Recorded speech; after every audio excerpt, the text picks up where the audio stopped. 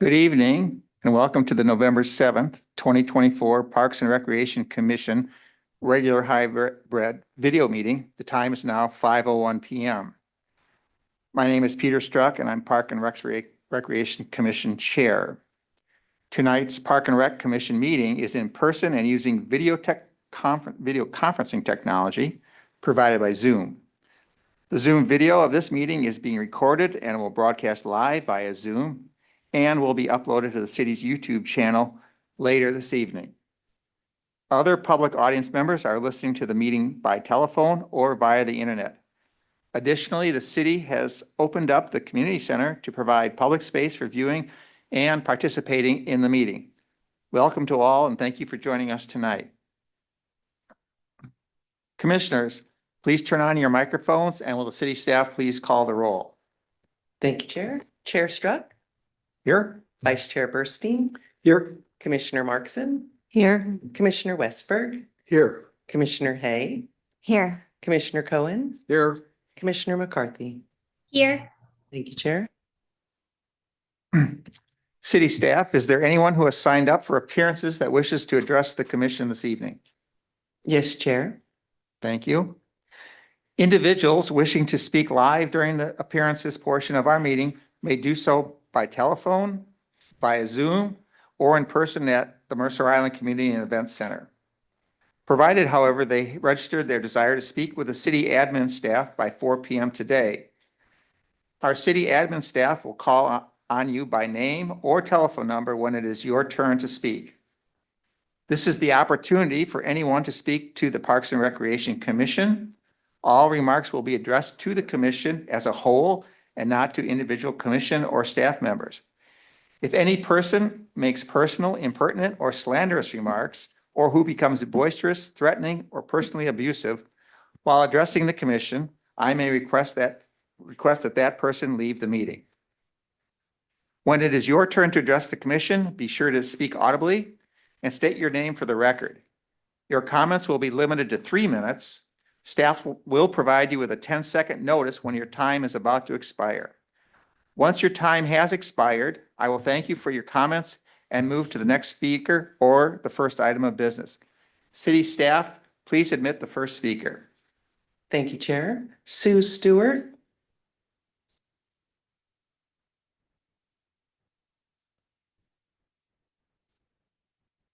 Sue Stewart, good evening. I'm a Mercer Island resident of 50 years. I've spoken out as a renter of a pea patch for 17 years with the hope that the 2025 pea patch rules be prospective rules for 2025 and not retroactive rules that seem to require the shrinking the gardening area of a number of my longtime fellow gardeners to the rental of a single plot. At the October 8th commission meeting, I used the term grandfathering as a concept of a simple amendment to the rules you authored in 2023 to offer insurance for us old timers who have worked our soil, invested our time, money, and heart. We're a community up there. We all get along. Tonight's agenda calls for no action. So no such grandfathering protection opportunity is being offered to you, the originators of the document approved by the City Council last year. So basically, I'm here this evening to thank 3 of you, Commissioner Don Cohen and Ashley Hay, and Commission Chair Peter Struck, who on the last Parks and Recreation meeting on October 8th asked City Manager Jesse Bond to allow action on the topic of grandfathering, or some other term, for some larger plots for the longtime gardeners. Yesterday, I interacted by email with Ryan Daly, who has offered to join me at the Pea Patch before the larger meeting scheduled for next Wednesday, November 13th at 4 p.m. The meeting on the 13th invites current gardeners and the Pea Patch wait list of island citizens. Ryan's email was kindly worded, and the state of the area has not been fully reviewed for some time, and a willingness to work together with us. We will definitely participate. Of course, there are a lot of plots that have laid dormant for several years now prior to the water line breakage. I will ask those named on the petition to be on hand for the meeting and the process ahead. But I have to be honest, I'm extremely disappointed this commission is not allowed to author a simple amendment to their original work that could be approved by council in a quick and simple vote that would formally allow us old-timers to pay for more than one plot, as I have done for 17 years, and continue and to enjoy the area in which we have invested so much time and energy. Thank you very much. Thank you. Our next appearance is Betsy Franklin, please. Hello, my name is Betsy Franklin, and I'm a longtime resident of Mercer Island, lived here most of my 70 years. I actually attended elementary school on this site. And I've been a pea patch gardener for a little over 10 years. And I'm a retired pediatrician, and for the last 5 years that I've been retired, I've spent hundreds of hours working on the garden. It's been an incredible key and piece of quality in my life.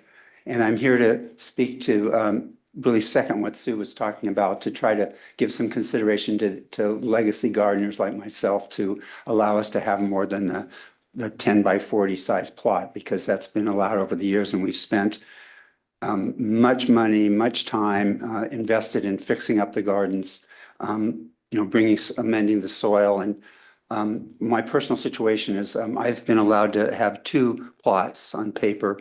They're separated by a path. They're not contiguous, but and so the second plot I actually share with another gardener. So I have 1.5 plots that I've been gardening now for years. And if it was cut down to the single plot that's talked about in the current rules, I'd lose an incredible amount of time and money that I put in with dahlia tubers and irises and peonies and all kinds of blueberry plants that are really would be quite a shame for me to have to dig up. And I guess my other point is that it seems to me there's lots of empty plots right now that are undeveloped and overgrown. And so if I know there's a waiting list, we need to be fair to people that want to be on the wait, that get from the waiting list. But especially if we only give half plots, there's plenty of them. And I know that Storm Yannick's was a good friend and neighbor of mine. She had, I think, 3 plots. And so hers are now up for divvying out to new people. So I think there's going to be plenty of opportunity for new people, even if some of us old timers, us the legacy gardeners, I like that term, should be considered for all the time and effort we've put into the garden. Thank you. And thank you for your time. Look forward to meeting with Ryan. Thank you. The first item on the agenda is a staff liaison report and planning schedule update. And for that, we welcome Recreation Manager Ryan Daly. Good evening, Commission. Allow me to share my screen quickly. There we go.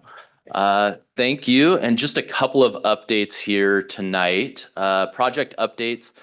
Clark and Groveland planning process. The city received more than 220 responses to the background survey that was put out. Thank you to the community for providing that valuable input that's going to inform this process as we move forward. The Berger team is now analyzing those results, which will be combined with other background assessments that are occurring on those facilities to develop an existing conditions report for the parks. In February of 2025, commission alert here, we might be coming back to you to hold a special meeting, which would be an opportunity for the Berger team to come in, review those existing conditions and collect some PRC input on a draft public engagement plan that would go forward into the planning process. So more details will come soon on that. Staff is working on that timeline currently. The planning process scope and the draft public engagement plan will then go forward to the city council for approval, and staff anticipates kicking off the actual planning process with the community early Q2 of 2025. Good news. Luther Burbank pickleball courts. It's almost time to get those paddles out. Northwest Asphalt completed paving corrections. You'll remember we had some waviness to those courts. I don't know the name. Binen Sports has installed the temporary court markings and pickleball nets, as well as the fencing. And Field Turf is finishing up the grading of that south hill and preparing to pour the new asphalt path that will be another access into that site. Once staff and DA Hogan sign off on the work, Field Turf will demobilize from the site, and the city will make some final preparations to open those courts up to the community. We are planning for next year, next spring, which is coming quicker than I think we were thinking. We'll be starting with a ribbon cutting and working on some different opportunities for the public to come in and see those courts, utilize them, as well as look at some of the bigger aspects of Luther Burbank Park. So more information to come as soon as I find out when those courts will be open. I'll make sure the commission is aware so we can pop down and see those in action. Playground replacement work continues for the 2025 construction of Roanoke and First Hill playgrounds. Progress includes ordering the playground equipment and completing the pre-app meeting with CPD for First Hill. And staff continues to work with Berger to wrap up the permitting for the Roanoke Park. Construction of both parks is planned for early 2025, and both playgrounds have been inspected recently, so they're still open for play until we start that construction process. Staff is also finalizing the project scope for a vision plan and design concept for Dean's Children's Play Park or play area. We anticipate reviewing the draft public engagement plan with the PRC at that special meeting we're planning for February. So more information again to come on that, but we're looking to get a little more bang for our buck out of a special meeting that we may add. And then updates can be found at the link below. Mercerdale Playground. In August, we had some vandalism, damaged the train structure and playground surfacing. Staff worked with the police to file a police report and began cleanup and repairs. Northwest Playground and our parks maintenance team have collaborated with the manufacturer to repair the poured-in-place surfacing, repair and repaint the train's interior, and complete some warranty repair work on the cone spinner. Most of those repairs are finished and the playground is functionally back in service, and our park maintenance team will continue to make some further repairs to the interior of the train. Some good news. If you had a chance to go out during Halloween weekend, it was awesome. It was so much fun. Friday with the town center trick or treat, tons of families and kids out and about, great costumes. It was a ton of fun. Huge shout out to our city staff, actually. We had staff members from Public Works, Park Maintenance, Recreation, Emergency Management, Police, Fire. I'm sure I'm forgetting others, but there was a lot of our staff that got involved in this, and it was a great opportunity to interact with the community. So tons of fun. Just as much fun, a little more wet, was the pumpkin walk on Sunday. We did lose one tent. It was quite windy and quite a mess, but we did have a good turnout. We had a number of pumpkins, as you can see in that bottom picture. It was still a fun event and great to get people the opportunity to get out, wander around in their costumes, and leave as soon as they felt the need to when the rains came. So excellent weekend.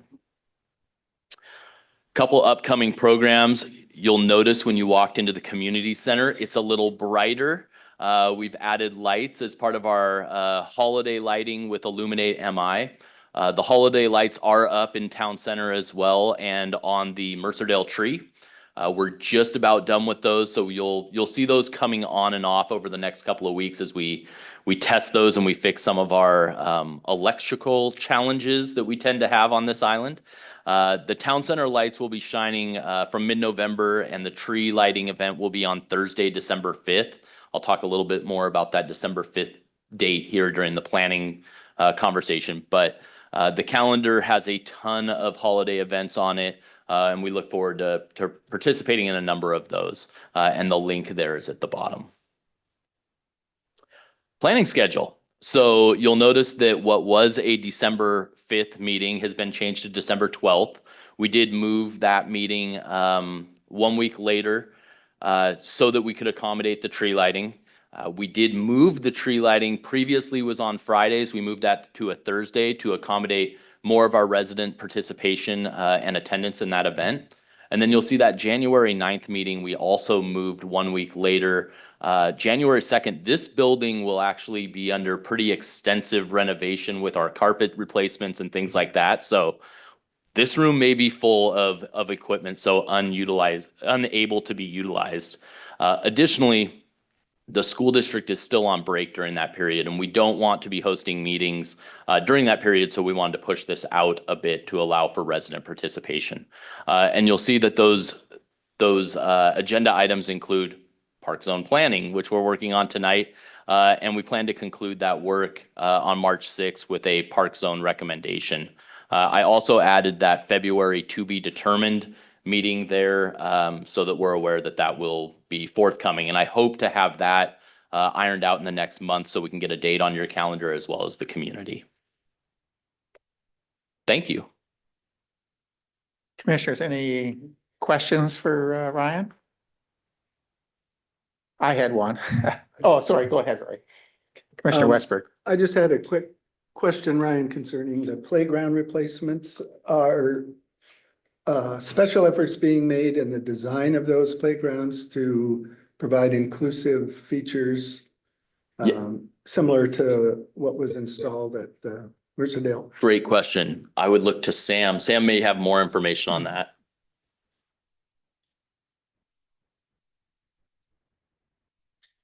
Yeah, definitely on the surfacing. So with the Roanoke playground, I think we're going to go with the same sort of port in place surfacing that is accessible. And then with the tree issues over at First Hill, it's still not quite determined yet, but I think we might end up doing chips there just because there's too much excavation involved that would impact the trees.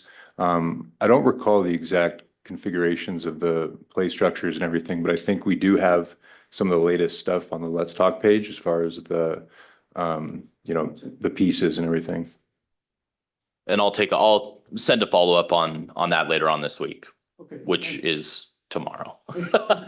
Ryan, can I asterisk that comment? I'll just Yes. remind you that Dean's Children's is playground is one of our next best opportunities for, I will call it, enhanced inclusion and access. That's part of the reason we put a timeout on just replacing the equipment because we wanted to look at relaying out that whole playground area.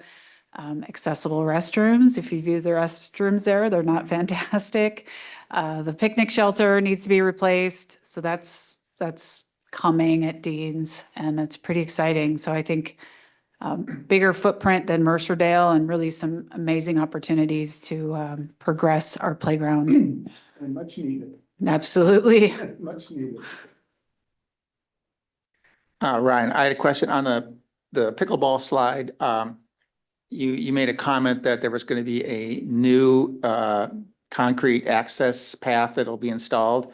Just to clarify, is that new, like you're increasing impervious surface, or is it just replacing an existing path? That access path is right next to, it's actually only a small amount of footage there up going from the courts to the parking lot. It's right on the left side of that wall. So minor increase. Okay. Yeah. Thank you. All right, seeing no other questions, we'll move on to the second item on the agenda, which is to review and consider approving the minutes from the October 8th, 2024 special hybrid meeting. Commissioners, may I have a motion to approve the minutes?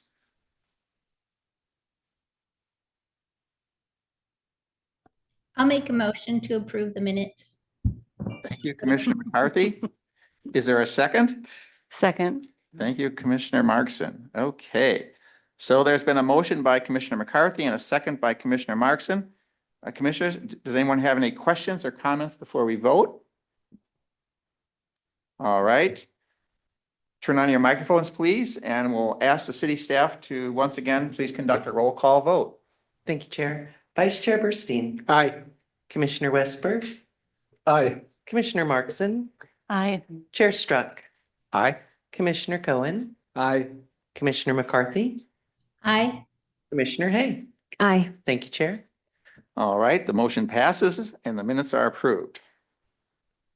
Now we turn to the third item on the agenda, which is the Park Zone Development discussion. And for this, we welcome our city manager, Jesse Bond.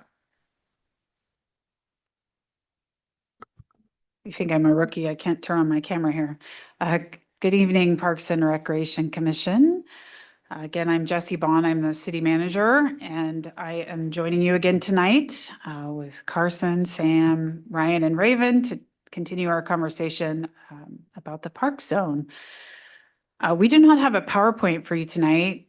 I think the best thing to do, we're planning to walk through the text that we drafted after our last commission meeting, and then to pick up the conversation this evening on development standards.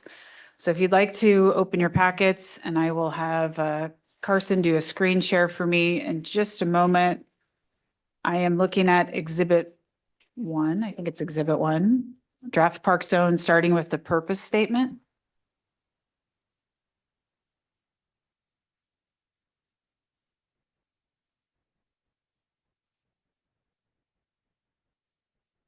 Just a second while we pull that up.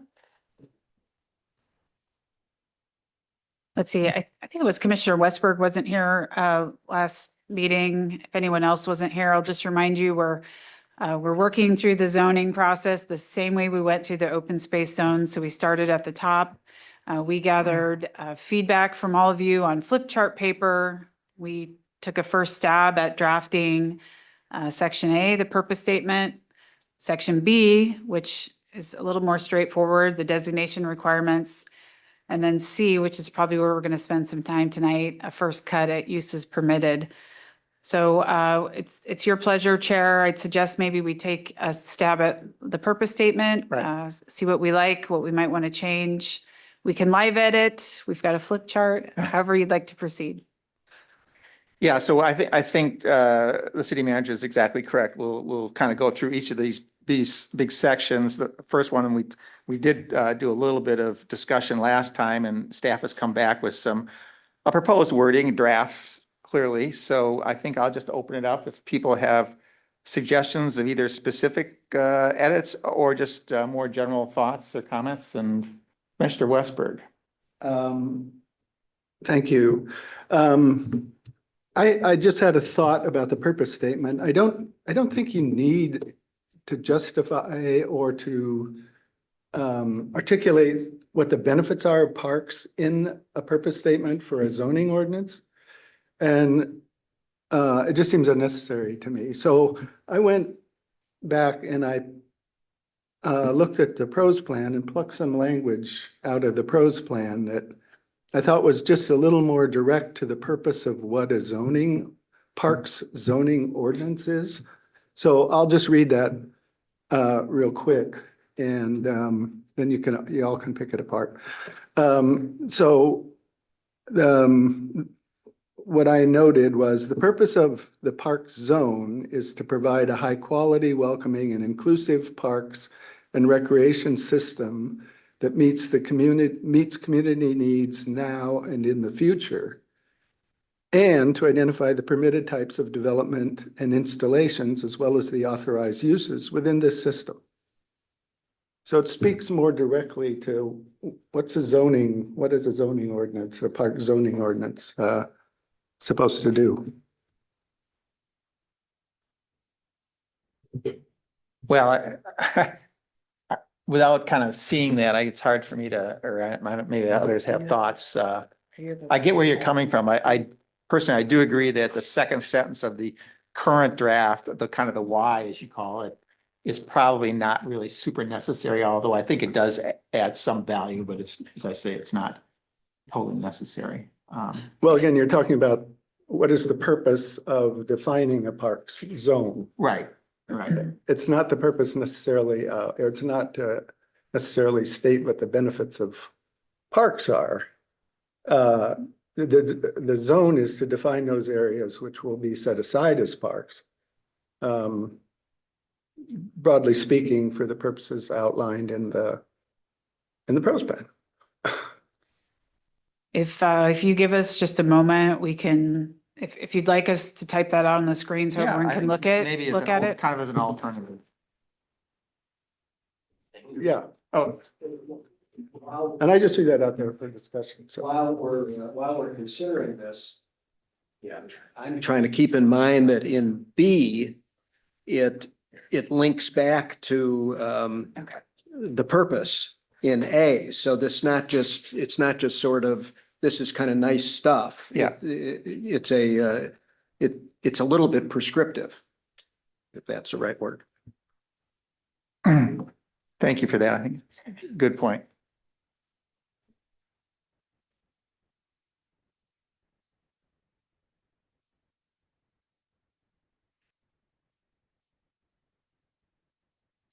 Let's see. Do you want to, yeah, go ahead and just, why don't you just put it underneath there as like a track change or something? Give us just a moment. While Carson is working on that, we are trying to compare and contrast the purpose of the open space zone with the purpose of the park zone.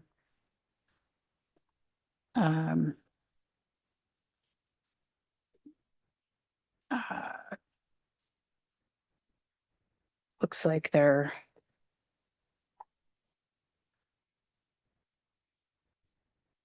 Commissioner Westberg's, you followed kind of that approach. I'm just looking here on my screen. All right. So the purpose of the open space zone is in our packet on Exhibit 1, page 5. And just quickly looking at it, it is 2 sentences, and I guess you could argue that the second sentence is kind of a why or the benefit.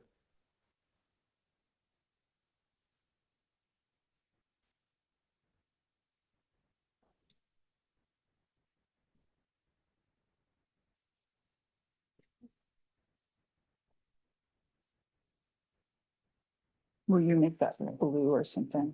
Or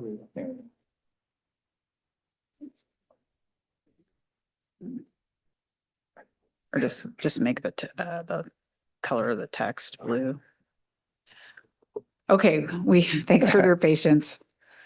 We have Commissioner Westberg's text on the screen underneath what was in your packet, so you can take a look.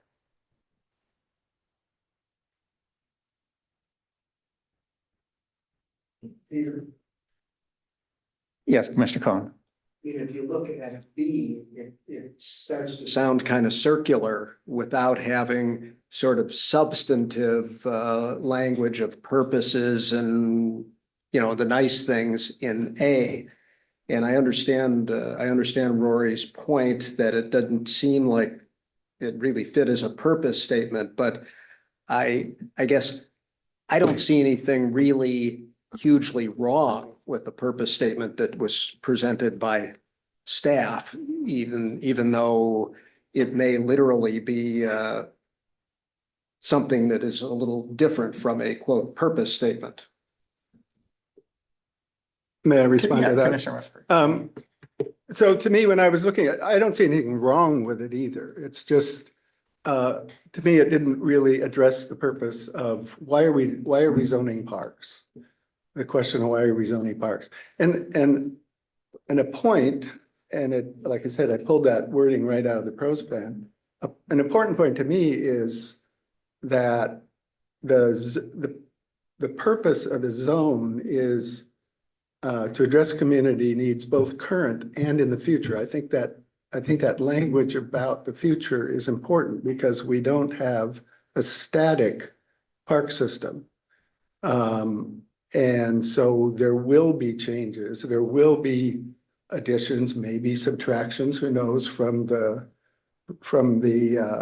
park zone, but it's to reflect the fact that it's addressing needs that exist now, but also needs that will change in the future or could change. Well, so what if you added now and in the future, right after green space at the end of the first thing? Because I don't disagree with you that that is an important point to get in. Again, when you start using words, and I know we used it in the pros plan, you start using things like welcoming, inclusive, and things like that. It's not that I disagree with those philosophically, but I'm not sure that that we need them here. Yeah, we could add that to the first line. So after green space. Yeah, I was thinking along the same lines as what Dawn has suggested, either because I like elements of both. And we would want to use the word preserve rather than provide. The zone isn't providing the experience, it's preserving. So yeah, either editing the first with elements of the second or vice versa. And if we made an edit to the second suggestion, because I like, I like that suggestion, pulling it from the pros plan so that it's consistent. But maybe just shortening it to the purpose of the park zone is like taking out the specifics of high quality, welcoming, just shortening it to preserve a park system that meets community needs now and in the future. And that's pretty, pretty short and concise.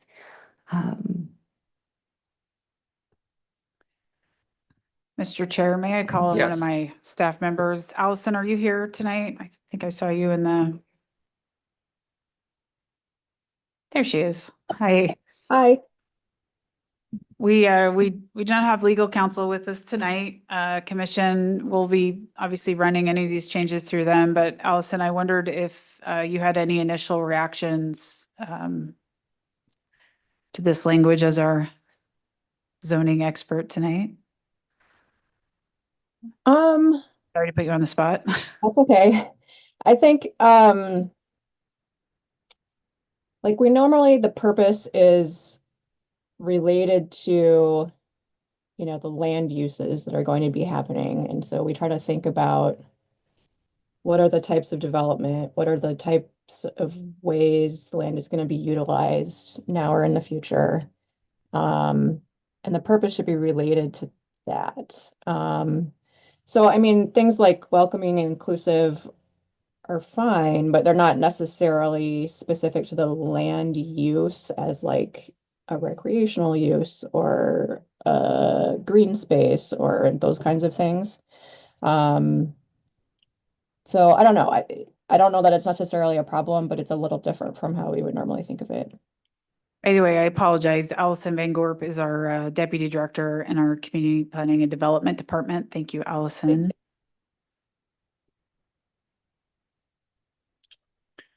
And this is Chair Stark. I mean, I look at the second one that Rory suggested, and kind of the second part of that sentence where it says identify permanent types. I mean, that's kind of just regurgitating or kind of set. I mean, you go to B and C, and that's really what it's there. I'm not sure that. I think a purpose of kind of saying, well, what is our objective? And that's really kind of, either one, A or B, you kind of see it in the first sentence. You can, because in the first sentence, we say recreational and social opportunities. In the second one, we say community needs. I guess we can, it's, discuss, which one is a better, but they're kind of two peas in a pod, if you will. Here, Oh, sorry. Yeah, go ahead. picking up on one thing that Ashley was talking about. So the purpose of the park zone is to preserve and maintain. So that doesn't address providing for a new park, right? At least one could argue that it doesn't. So unless we don't want that to be included, you could put provide, preserve, and maintain, or something like that. Maybe that gets a little too wordy, but if you want to pick up the possibility of something that doesn't exist at the date of adoption being within this purpose statement, you would want something, and maybe provide, like Rory had down below there, is as good as anything. Just a thought. May I ask a follow-up question? Commissioner Cohen, are you concerned that the draft language would preclude the growth of the park system or like a future property from being included in the park zone? I was just curious. I wasn't sure Yeah, where you were going with I'm that. concerned that someone might make that argument. Yeah, Oh, I don't know okay. how valid it is, but I could see, I could see somebody at least making the argument, the city council knows how to say provide, and when it, when it wants to, and they didn't do that here. They said preserve and maintain. That means looking at current things. And I don't think that now and in the future takes care of it, because that links into, the other part of it. But so the answer is, yeah, that's what I'm concerned about. Yeah, I think the now and in the future is problematic because by definition, this code is now and in the future unless we change it. So we probably don't even need to say that, right? And just looking at some of the other purpose statements in our city code, it's really simple, like the residential purpose is, the purpose of the residential chapter is to identify land uses and to establish development standards that are appropriate within residential zoning designations. So just kind of short and sweet. The purpose is to say what it's for and what you can do there. I'll just chime in here. I do think the now and in the future is probably not needed. Even the second sentence of what the staff wrote is not needed. We put it there because it kind of mirrored what you did with the open space zone, where you added some like qualifiers. I don't think there's anything here that limits the growth of the park system. If a land is acquired, if Chair Struck calls us tomorrow and says we have 10 acres, we're going to give to you, city, it's not in our park system now, it's zoned something else. It could be rezoned, right? If we were accepting land into our park system, it's whether it's open space or parks, it's probably going to end up in one of those two zones. The word preserve was there intentionally from staff, and maintain is there intentionally. Green space was also very intentional. So those are all kind of land and kind of use, high level use thoughts we had. And I think all of these things are nice, healthy lifestyles, conservation, social connections, but does it belong in the city code? I mean, is there any problem saying the purpose of the park zone is to identify land uses and to establish development standards that are appropriate within the park zone designation? I think you might want to add a, It's kind of dry, kind of boring. But I think you might want to that's add, what the purpose is, right? But it doesn't get you anywhere.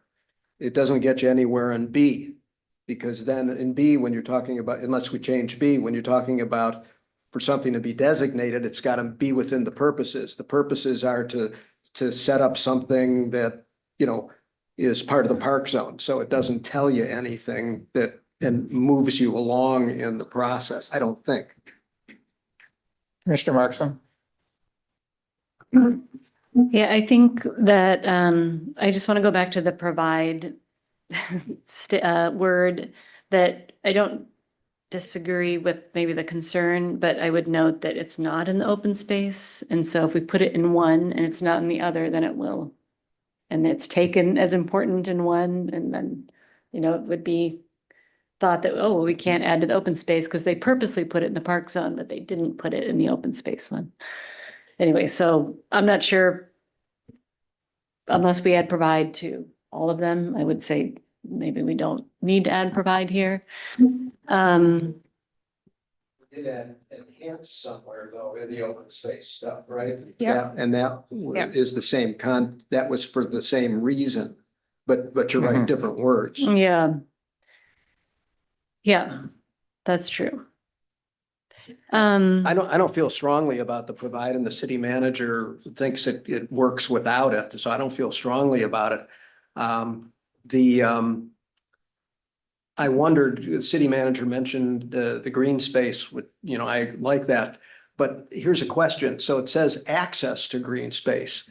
If you don't have the concept of conservation in the second line, are there park areas, are there park areas that include green space that are not accessible? Mhm. And if there are, then I either want to broaden out access to green space or leave conservation in.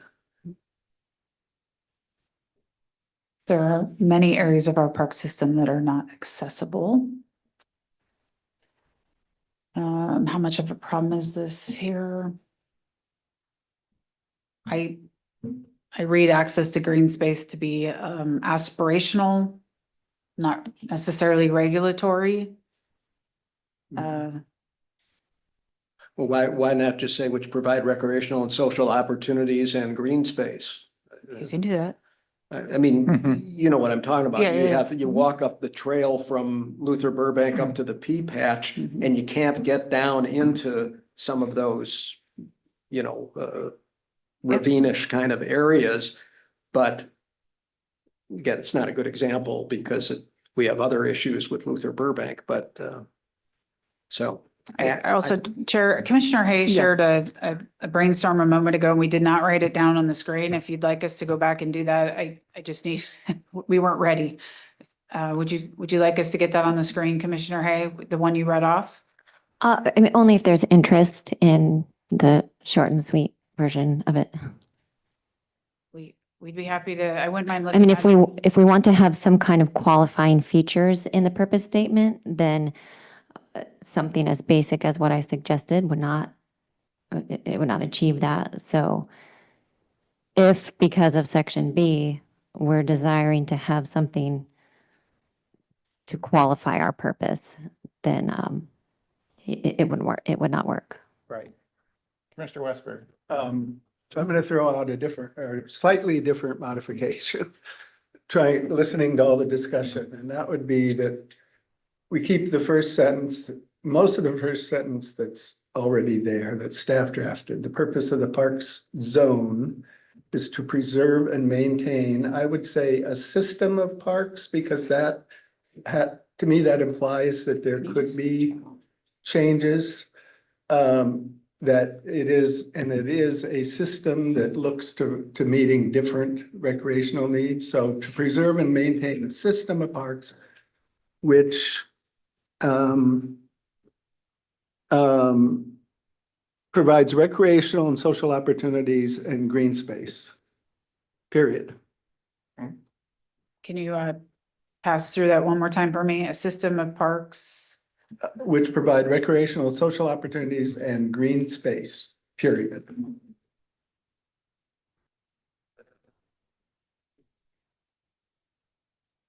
So so does anybody have a strong desire or thought that we should keep that second sentence where it starts parks enhance community quality of life and so forth? Is there, or just leave it at the one sentence?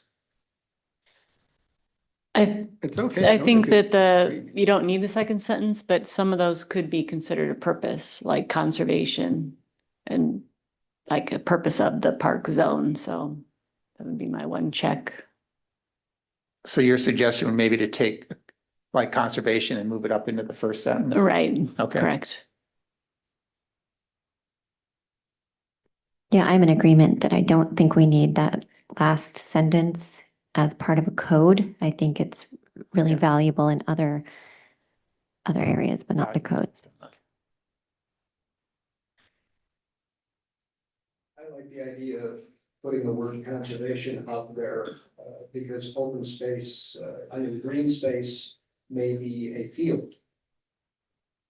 Or it may not promote conservation the same way as some of these other things. So I like Sarah's suggestion of somehow importing the word conservation up with the first sentence. All right, let's focus on that then.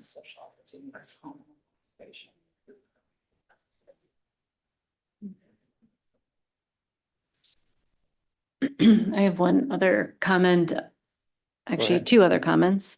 I'm not sure I agree with the system of parks because that seems like more like the pros plan statement than like a zoning. Like the zoning is for individual piece of property, as I understand it. Which together comprise a system because you have parks that serve different purposes for different user groups. Right, but how it's does all- that, It's all part of a so managed system. how do you, when you're deciding if a park needs to be in the park zone, how do you decide if it's in the system properly? Like, what does that have to do with the zone? Like, if going back to Commissioner Struck giving us 10 acres, like, does it meet the purpose of being part of a system? Like, how do you decide? Well, if you're donated 10 acres of land, you might look at across all of the parks that you presently have in the system and try to identify what the best, highest and best use of that 10 acres would be to meet the demands of the community for different types of recreation, both passive and active. So Okay, so, in terms of deciding how that land is going to be, how that land is going to be developed, it'll be incorporated into the park zone, but then you have to decide how it's going to be developed and used consistent with the language in the zoning ordinance, which only allows for certain types of development or use. yeah, I do understand your point. I think to me, that system statement belongs in the planning for what is in the park zone, not in like the zone purpose itself, but that's my opinion. Commissioner Cohen? With all due respect to Rory, I'm having problems understanding what the system thing really adds significantly. So I'm not there yet. Oh, okay. Well, I think what it adds is the idea that you're not just zoning individual pieces, individual parks. You are, in fact, but you're also creating through that zoning a system of areas that serve a variety of purposes for the community now and in the future. But we don't need that now and in the future language, I guess. But that's the idea. It's a broader concept than just one area. But I'm not going to fall in my sword. Yeah, this is Commissioner Stark. I guess I agree with Donna that I'm kind of struggling with that of, could we say we maintain a collection of parks? Is that, is that I'm not sure that word really, it kind of adds a complexity of then people say, well, what do you mean by that? Does that mean it needs to be a definition and so forth? I think I'm comfortable without it. Yeah, Commissioner. This is Paul Bernstein. Yeah. I would agree that it seems like a system of parks is over-defining what a park zone is. It is addressing a parcel. And a comparison would be if a developer came in and acquired a large parcel, several acres, and was developing a small planned community within that. I think of the lakes. The lakes is not zoned as the lakes in the system of houses within the lakes. It is each house is zoned residential. So I would expect the same thing to be with parks. So it is addressing a specific parcel that conforms to the code.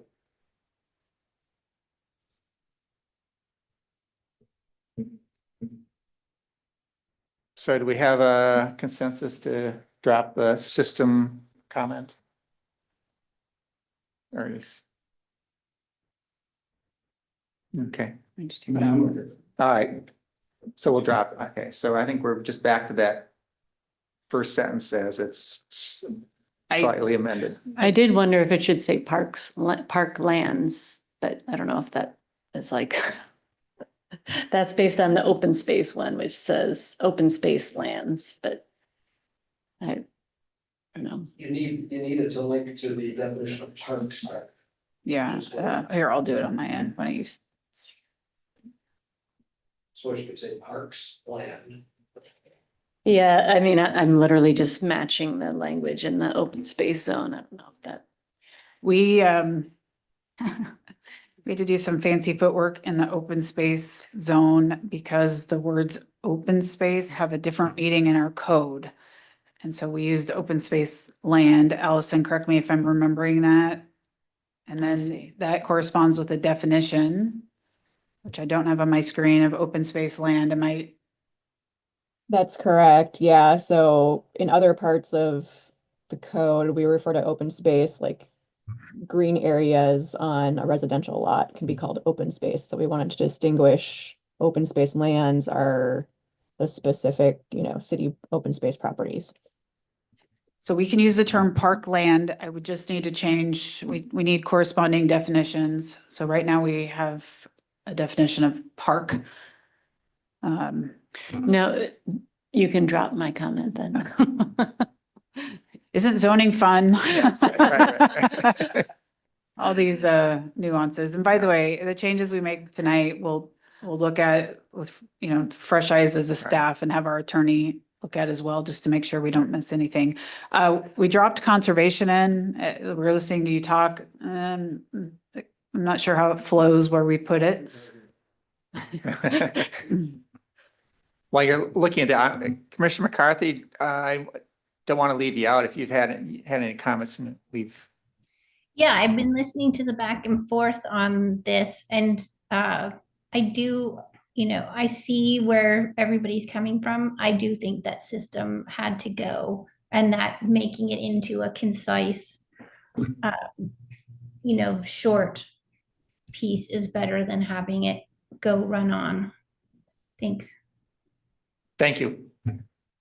All right, so we're looking at, I guess, just the placement of conservation to see if it can be. Can I add one other question? Sorry. Go. Okay, so I know, and something that Rory added in his blue, it mentions like the community, it's for the community. And my question is if we need to be explicit somewhere in that recreational and social opportunities for the community, like that it's for everybody type statement.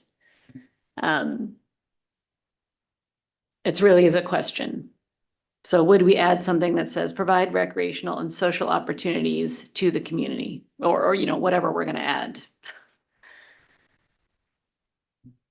Like, is there a chance that someone would privatize parks or something? I don't know. Yeah.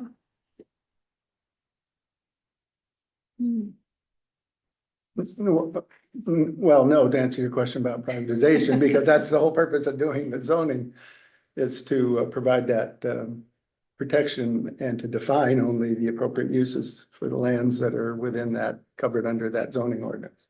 So no, that does not open the door. Okay. By not having the word community in there, it doesn't open the door for development. And I guess concerning conservation, I have a question for Don then is, do you see conservation as an end in itself or conservation of green space? It might be different. Because green space, like I said before, some people might think that the rolling fields at Luther Burbank are open space, but they may feel that they don't promote conservation. So I don't see them necessarily as exactly the same. So that's why I would like the idea of having both.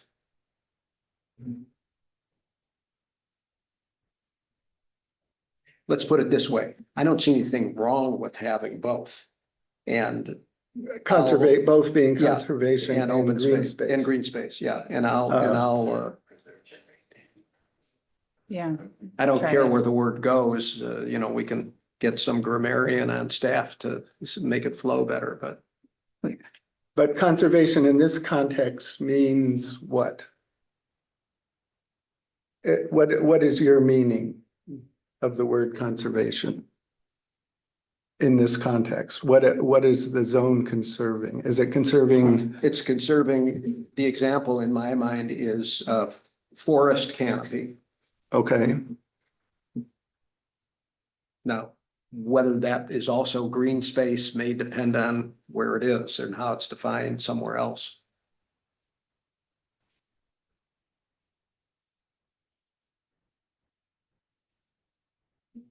So Commissioner Cohen, the wording of putting it as a verb now, up top, does that help you at all, or does that make sense? Yeah. Preserve, comma, conserve, comma, and maintain. Depends what we do with the definition of park later on, because the definition of park has the word, although it's in a second sentence, it has the word conservation in it.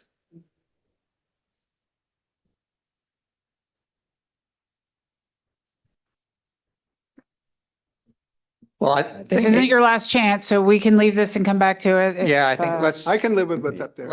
Okay. Let's leave it as it is, and I don't favor having it up there. I favor having it somewhere in, among the, what's being provided rather than conserving parks. Because who knows what that means? so you'd prefer the word conservation as opposed to conserve, and put it later. as a benefit, essentially a Right, yeah. benefit. Okay. Should it be recreational, comma, social, comma, and conservation opportunities? Does that help, or? Conservation just in and of itself, to me, I struggle with, what does that mean? Yeah, that's okay. Then green space is sort of hanging out there on its own. Yeah, But that's okay. that's okay in my mind. I don't object to that. All right. Can I ask a quick question?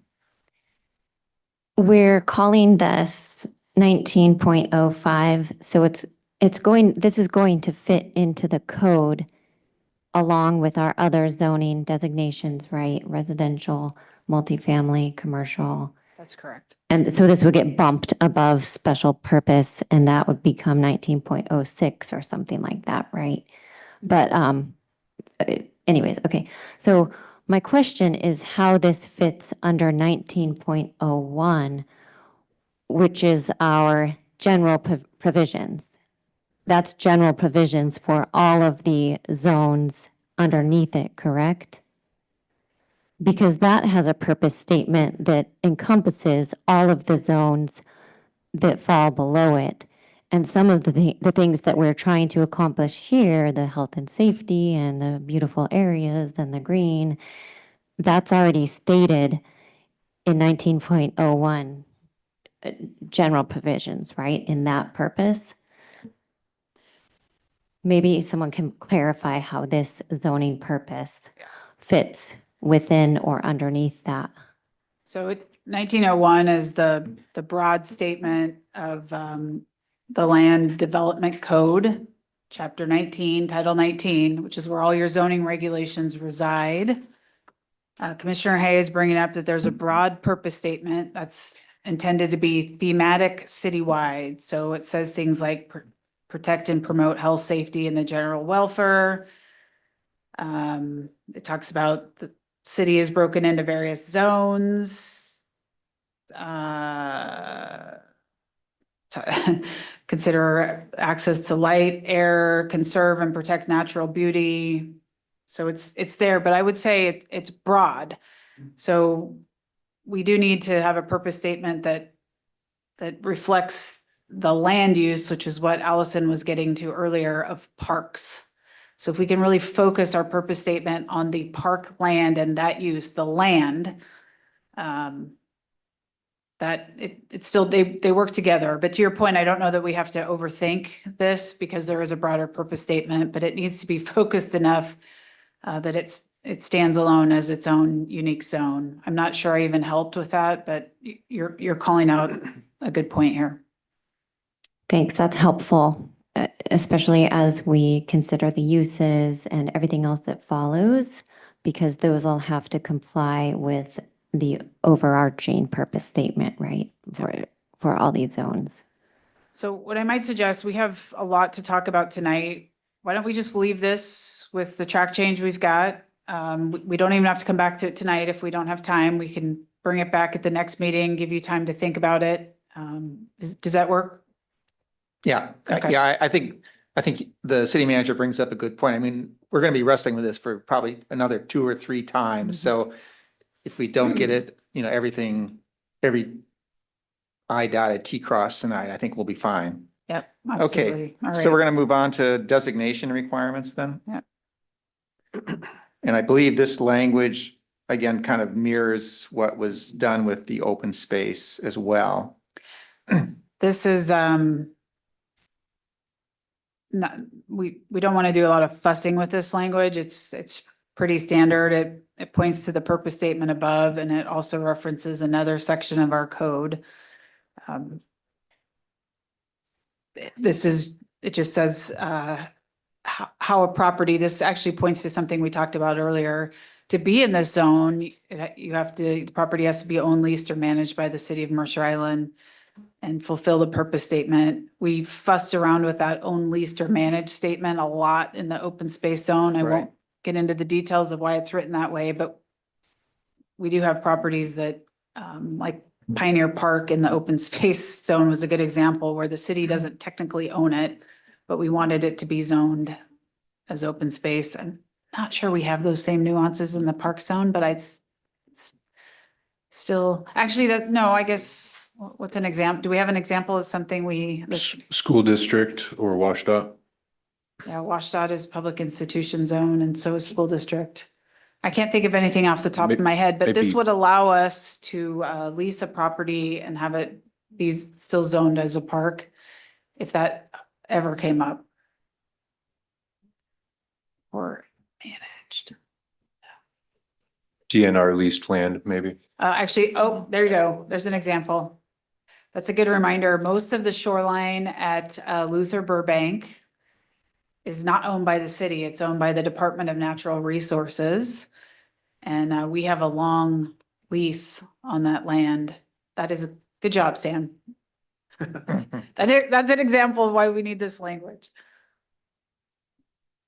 Commissioner Westberg. I'll just throw out that I think the language in B looks appropriate. I can Yeah. live with what's there.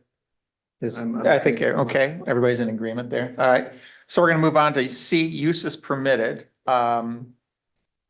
And I will just note that if, again, comparing to open space, the 11 uses here, 1 and 2 in the open space, they just add the term passive, and now I guess by definition, we now just say recreational, meaning passive and active, for lack of a better term. New one is park maintenance facilities, the Luther Burbank building, blah, blah, and public art. Then the 6 through 11 are, excuse me, 6 and 7, 9, 10, 11 are the same. Parking has been added here. So we got several of them that are the same and a few that are different. So why don't we just kind of work down each one? So again, following land uses are permitted. A use not permitted by this section is prohibited. So recreational uses, I don't know, city manager, do you want to have any comments, or we'll just kind of have a conversation? I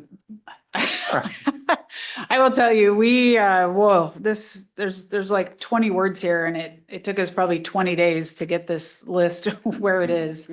I will just point out a couple of things.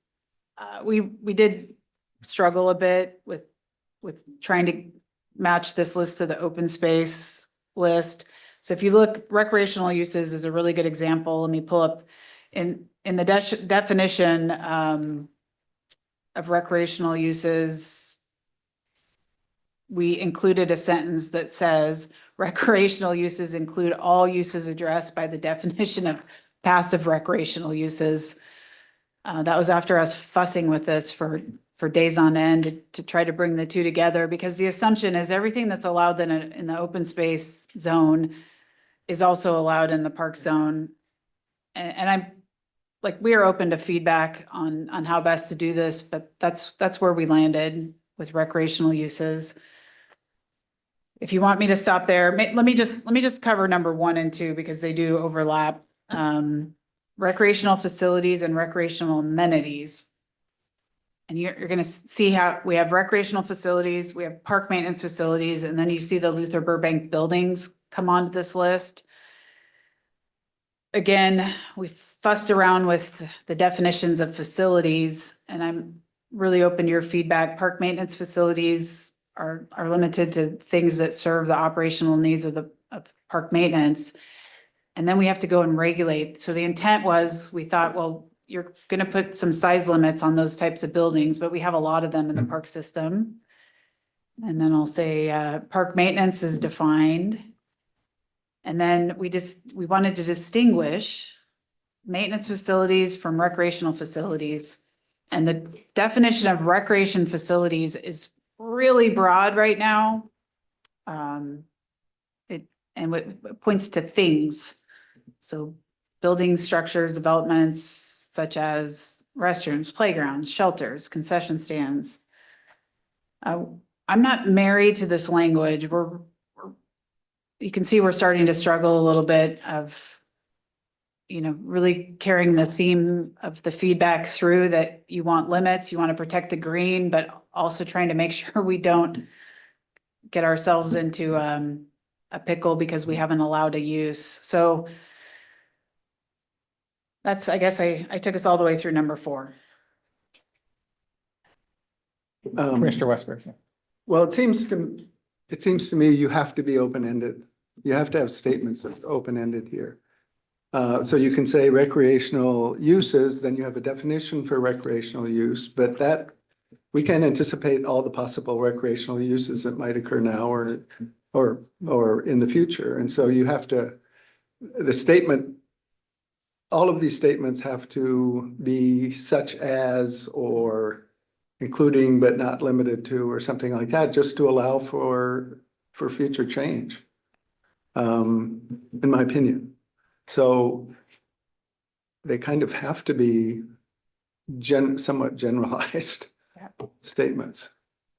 Yeah, the next piece of work we have to do, we'll get into it tonight, around the development standards. That's where you get to, regulate the stuff. We're in the what is the stuff question. Right. The sentence on the definition of recreational uses, Commissioner Westberg is bringing up a good point. The second sentence starts with recreational uses include activities such as. That sentence is not needed.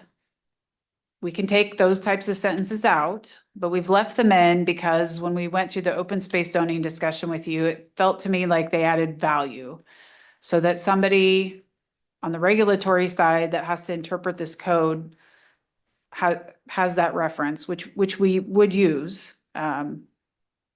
So where you see the such as, that can all be taken out, or it can stay in. But if you don't have a such as statement, then you have to list every possible use, or it's not included under the authorized uses. Like picnicking, for example, is not there. Dog walking is not there. You could start down and have a whole long list of things that aren't covered specifically in that statement. Yeah. And I don't think we necessarily want to do that. Yeah, so recreational uses, if you took out the such as, you're left with land uses that provide entertainment, athletic, ecological, and or leisure activities. So then what does that mean? Well, it's somewhat left open to interpretation. Under recreational facilities. Again, I think the such as statements with a zoning code like this, we wouldn't necessarily do this in other sections of our code. It does provide clarity. I'm leaning towards recommending you keep them. I just wanted to tell you that, building these lists is really tricky because we can't predict the future. Can I chime in here? Sure. Thank you, Commissioner McCarthy. I I like these such as, but I'm just wondering if we need to include a, but not limited to, and that sort of like gives you the opportunity to, allow for things in the future. Or did I somehow miss that? Part of it. We have talked about that. Again, I'm trying to be responsive to the, I think the theme here is like protect our green space. So I was worried about adding the, but not limited to, would assume maybe too overbroad. So I'll just remind you, the such as statement does not limit you to those things. Okay. Yeah, because like, for example, it doesn't even say tennis or pickleball in this list. Does it say sport courts? It just says sports, but it doesn't say sport courts. So I'm just, like, that's why I was just thinking about the, but not limited to. Commissioner Bernstein. I was wondering if we could say recreational uses include activities as examples, such as sports, cycling. So it's not all inclusive and it's not limited to those. Are you in the definition? Yeah. Recreational uses, so tell me the change again. So second sentence would say something like recreational uses include activities, I guess such as is the same thing. You were saying, for example. Right? For example, yeah. Yeah. So it is redundant. Yes, Commissioner Cohen. Maybe I can ask the city manager this. Is there somewhere in the code generally where you see this in some codes where it says the word include shall mean including without limitation and the singular is, do you have any idea whether there's something general about that? Because I'm okay with include without saying, but not limited to for a variety of reasons, but maybe it's already taken care of somewhere generically in the code. I guess you don't have to look it up now, but that was something that occurred to me. I don't believe that reference exists. I will Yeah. Double check. Yeah. If you'd like to change, include but not limited to, that doesn't, I have no concerns about that. I was, I have a little PTSD from the first time we brought this code forward, when things appeared overbroad, and I got a lot of feedback about that. May I ask a quick follow-up? Is passive recreational uses, I don't have that definition in front of me, but does that includes like walking, right? Yes, Okay. I will read it to you. Passive recreational uses have a low impact on the natural and built environment and include activities such as hiking, wildlife viewing, walking, jogging, or picnicking. Okay, and so that last sentence is why you don't need to put walking after exercise equipment or whatever it is. Because you're covering it in the last sentence. Yeah. And I think you commented on that earlier, but I wasn't focusing on what the definition of that one was. It is a little tricky with the layered cake of the open Yeah. space zone and then the park zone, kind of including everything in there. So maybe just a point of order. So we're kind of, under uses permitted. So we've got recreational uses, and then obviously we immediately default to the definition, and we're kind of going back and forth here. I mean, is it really say, well, rather than sit and kind of discuss the definition, just say, is a use permitted, is recreational uses period, which includes everything, which will define in under definitions, and just leave it at that? Or do we need to, do people think that there should be some additional limitations, I guess, at this point? In C? In C, yeah, under uses permitted. I mean, Mr. Chair, the other thing we could do tonight is let this list stand and start talking about the development standards, because that's really where the rubber meets the road. Agreed. And then we could, that's what happened in the open space discussion. We came back then and we're able to adjust uses permitted and the definitions further. That next part of our conversation tonight is a little bit of a brainstorming exercise. Agreed. So maybe under uses permitted, I'll just throw out, is there any other kind of use? You know, we've got 11 outlined here. Is there any other kind of use that you think should be in here that is not covered by these 11? And if there's silence, then we'll just kind of, as a suggestion, we'll just move on, and we can always add something later if it really is there. I have a comment. Yeah. It's not directly responsive to what you just asked, but it relates to these 11 things. So I did have a communication with the city manager and the recreation manager about this. It's hard for me to think about, my problem is something like Island Crest Park. And for example, I know it's staff's viewpoint is that we ought to go at this way and develop this and then figure out what to do with Island Crest Park and Luther Burbank, other than the 3 buildings. So for example, if you just left it this way and did nothing else for the Island Crest Parks and the Groveland trails and things like that, you could put barbecues and outdoor exercise equipment and lighting and things like that in those trail areas. Even though if they were freestanding areas, they would be part of the open space zone. So I had a conversation with the city manager about her viewpoint on it, and it's something that I'm still struggling with. Even though I understand the desire on staff's point of view to, okay, let's get this thing in a way that we're happy or satisfied with it as a general point of view, and then deal later on with the hybrid parks. That's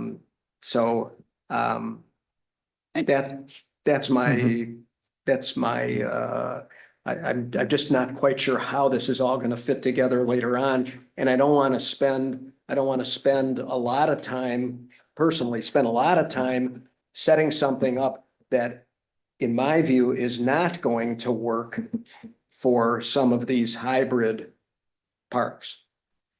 May I respond real quick? I didn't get a chance to finish my conversation with Commissioner Cohen. What you just said about like barbecues being allowed in trail areas is partially correct. It's not correct where we have critical areas in parks. And that is a whole different conversation. There's a separate section of our code that regulates and heavily restricts wetland areas, steep slopes, really any water courses and all of their associated buffers.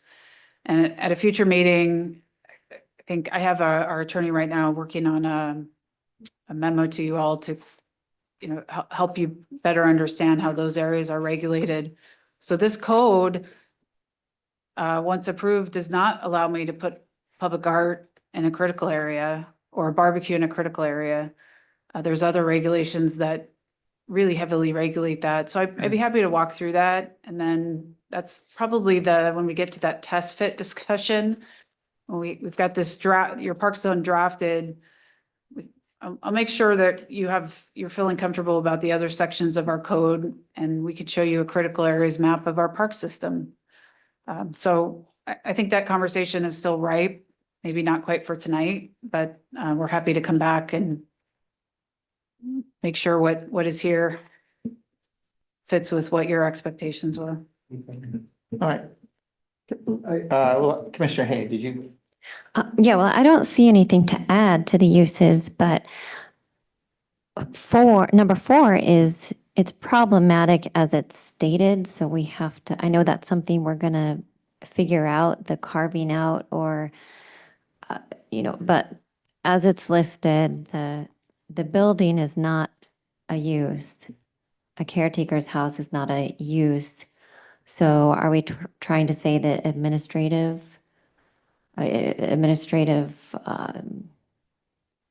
or caretaking would fit under maintenance, right? I mean, Those are the names of buildings. Those are Right. three specific buildings. So they're listed here as an allowable use in the park zone. We have to go write the development regulations to restrict those buildings. So those are named, and here's why I did this. I suspect that as we get into the development standards discussion tonight, you are going to put a size limitation on perhaps recreational facilities, maybe park maintenance facilities, and that the Luther Burbank building, the boiler building, and the caretaker's house are going to be bigger than those perhaps standards allow. So what I'm working on with our attorney right now is a development standard that basically defines these three existing buildings in Luther Burbank and sets the limits to be exactly what they are today. And I know it's hard to visualize because I'm talking zoning at you right now, but it's very similar to what we did in the public institution zone to address the schools. Why am I doing this? Those three buildings need to be conforming, in my opinion, my strong opinion, which means we need to be able to maintain them and modify them and continue to use them inside Luther Burbank Park, not create non-conforming structures. So this is my first attempt at they are in the right spot, actually. They are called out as an allowable use by name. The caretaker's house is actually the name of a building. But the standards for those buildings still have to be defined. okay, so we don't have to call it administrative something or other. I mean, I was just curious about the wording and, maybe we'll get into this in the development standards, but So let me say this differently. This section is not advocating for caretaker's house throughout your park system. It is allowing for the Luther Burbank Park caretaker's house to exist as an allowable use in Luther Burbank Park, period. And if we need to add Luther Burbank in front of the word boiler building and Luther Burbank in front of caretaker's house, just so it's very clear that those are allowing a specific existing building, we can do that. Probably an easy fix, I would suggest. Okay, we can do that. Mr. Westford. I just had two quick questions. One is a follow-up to Ashley's, which I wondered too about, is there a broader need for some kind of administrative category? But in going back and looking at the definitions, it seems like we have every type of structure in the park covered under either maintenance or recreational uses. Is that your conclusion as well? So, so nothing's left out. I don't believe so. And again, this is getting back to Commissioner Cohen's comment earlier. This property, the community center, it is my opinion that it is not going to fit, when we do our test fit, it is not going to fit in this zone the way you write it. There's too much impervious surface. There's a giant building here. So this property may not fit in this zone. It may belong more suitably in the public institution zone. Also, from the previous feedback, I'm not sure that government administration or recreation administration belongs in the park zone. The exception I was trying to sort out here is these three buildings in Luther Burbank. Just very, but I just, that was my take from all the feedback is don't open the door for more buildings in our parks. No, I fully agree. And I think, yeah, somehow these have to be accommodated Yeah. and we'll figure out the best way to do that. And then the only other question I had is listing trails separately. I know we did that in the open space, but we also identify trails as a passive recreational amenity. And so is it a use or is it an amenity? Does it need to be both places? Let me pick on maybe a different example and then we I just lost my Zoom. Then we can decide. So let's see here, under facilities, recreational facilities, we have things ranging right now from concession stands to sport courts, to athletic fields. So do we want, do we need to break that out further because we want to limit like actual building size? We want to limit like the size of restrooms and picnic shelters, which was a conversation we had in the open space zone. We may have to start breaking these out into smaller categories so that we can regulate like buildings versus different, Athletic field. right? You see where I'm going with this? The regulations related to an athletic field is very different than the regulation related to a concession stand. So I was hoping to get from you tonight, like how precise do we want to get? We haven't even talked about impervious surface yet. So I'm not answering your question about trails. I don't know. Do you want it called out? Could it fit somewhere else? Well, I just noted that it's handled the same way in the open space. It's listed as a use, but it's also listed as an amenity. Yeah. And so I mean, if it's already there in one, we can certainly keep it there in another. I was just raising the question about, did we overlook something in the open space? Do we need to list it both places? We don't. And we regulated it as an amenity in the open space zone, not as a use. It probably ultimately should be one place or the other, but it's what we did in the open space zone, in my opinion, is not fatal. Yeah. It didn't. Yeah. Okay. Yes, Commissioner Cohen.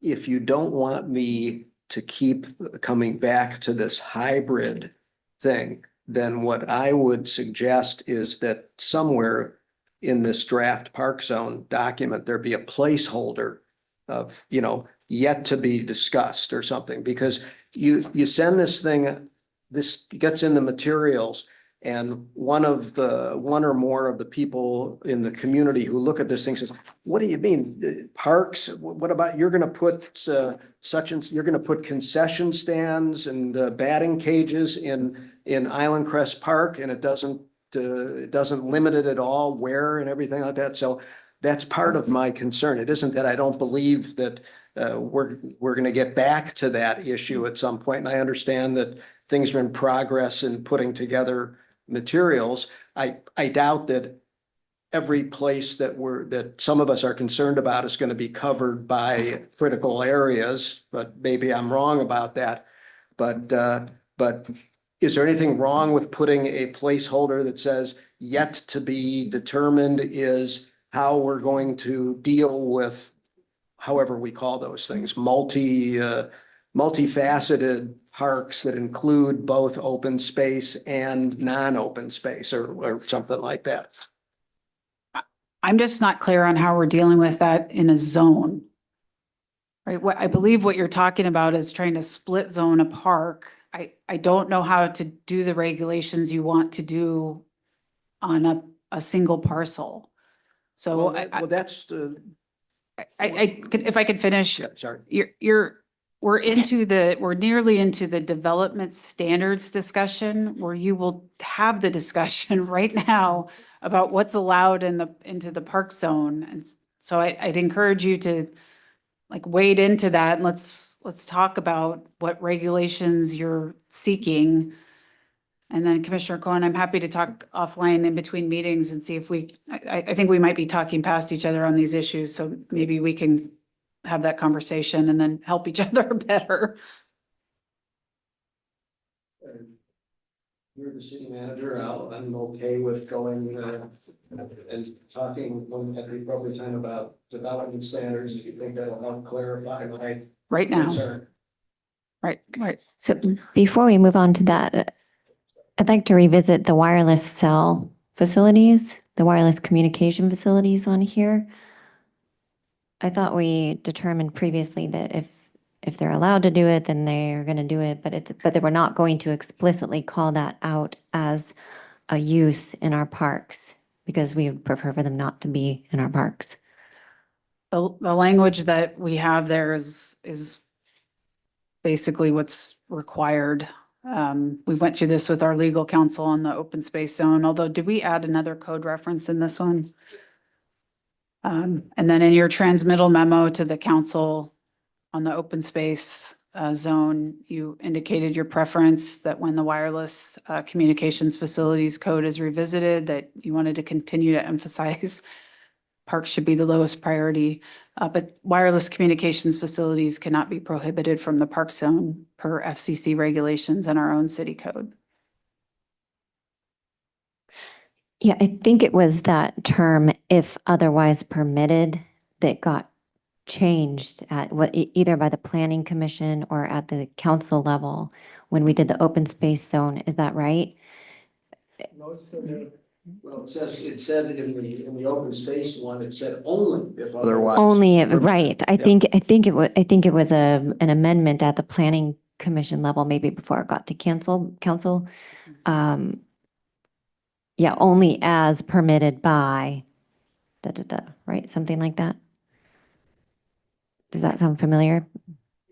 So I guess we would just match whatever we did for open space in this, if we are required by law to put that in there.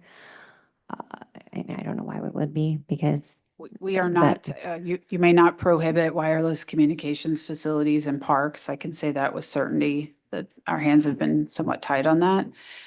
If you would like to pick up the wireless communications facilities discussion, what I'd like to do is schedule time for our legal team to be here to talk through that again. I'm not prepared tonight.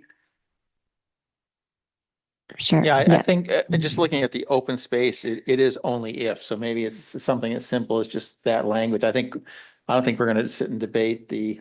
Yeah, I mean, I reality of just the think we issue. could strike that. I mean, I don't see why we have to have that on there. I would think, I mean, if legal tells us you have to put it in there, I think we should. But I think we should strike it unless legal says by law, you've got to put it in there. I will tell you what the trade-off is. We can take it out.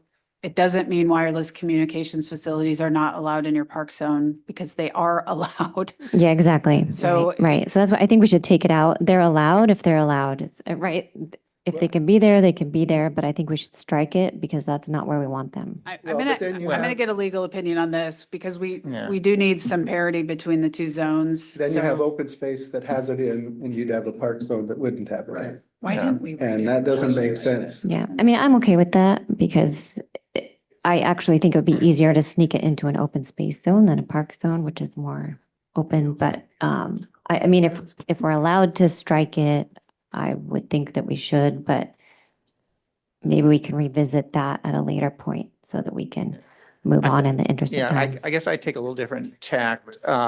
I think that if it's required, I think we need to be transparent and say it, yeah, it's there, and we can use the hopefully language only if, or kind of say this should be a very low priority, but people should understand that, it can happen. So, Carson was just reminding me what happened is the planning commission, the only was added, so we can look at that. And then they also added the titles of the code, which we didn't personally love, but it didn't, it's basically the same language. And our attorney just added 06075. So let's put that on our list to come back and talk when we have an attorney here. That way I don't muck it all up. And I know it's a priority for all of you to understand this and limit it wherever possible. Can I ask one clarifying question? And if this will wait for the attorney, that's fine. Did I understand, Jesse, you to say that there's a difference between what in the way of communications facilities, wireless, there's a difference between park zones and open space zones that you can, it's much more, your ability to limit it is more restricted with a park zone? Did I pick that up from you, or was that? Probably less because with the, actually Allison might need to save me from myself here. No, I'm talking about legally. Or is it the same? It's regulatory. My comments were regulatory. We, in our open space zone, we have open space areas that also are critical areas, and they have their own set of like restrictions that would likely limit the placement of wireless communications facilities. Park zone may or may not. Allison, what would you like to add to my very poor? Yeah, I was just gonna say, I don't think there's an explicit difference. I think the FCC enables a cellular provider to put a facility where they need to provide service. You're correct that critical areas code could limit where those could go. But we can't restrict or outright prohibit the use. The federal government preempts us and gives broad authority to the providers to put these where they need them.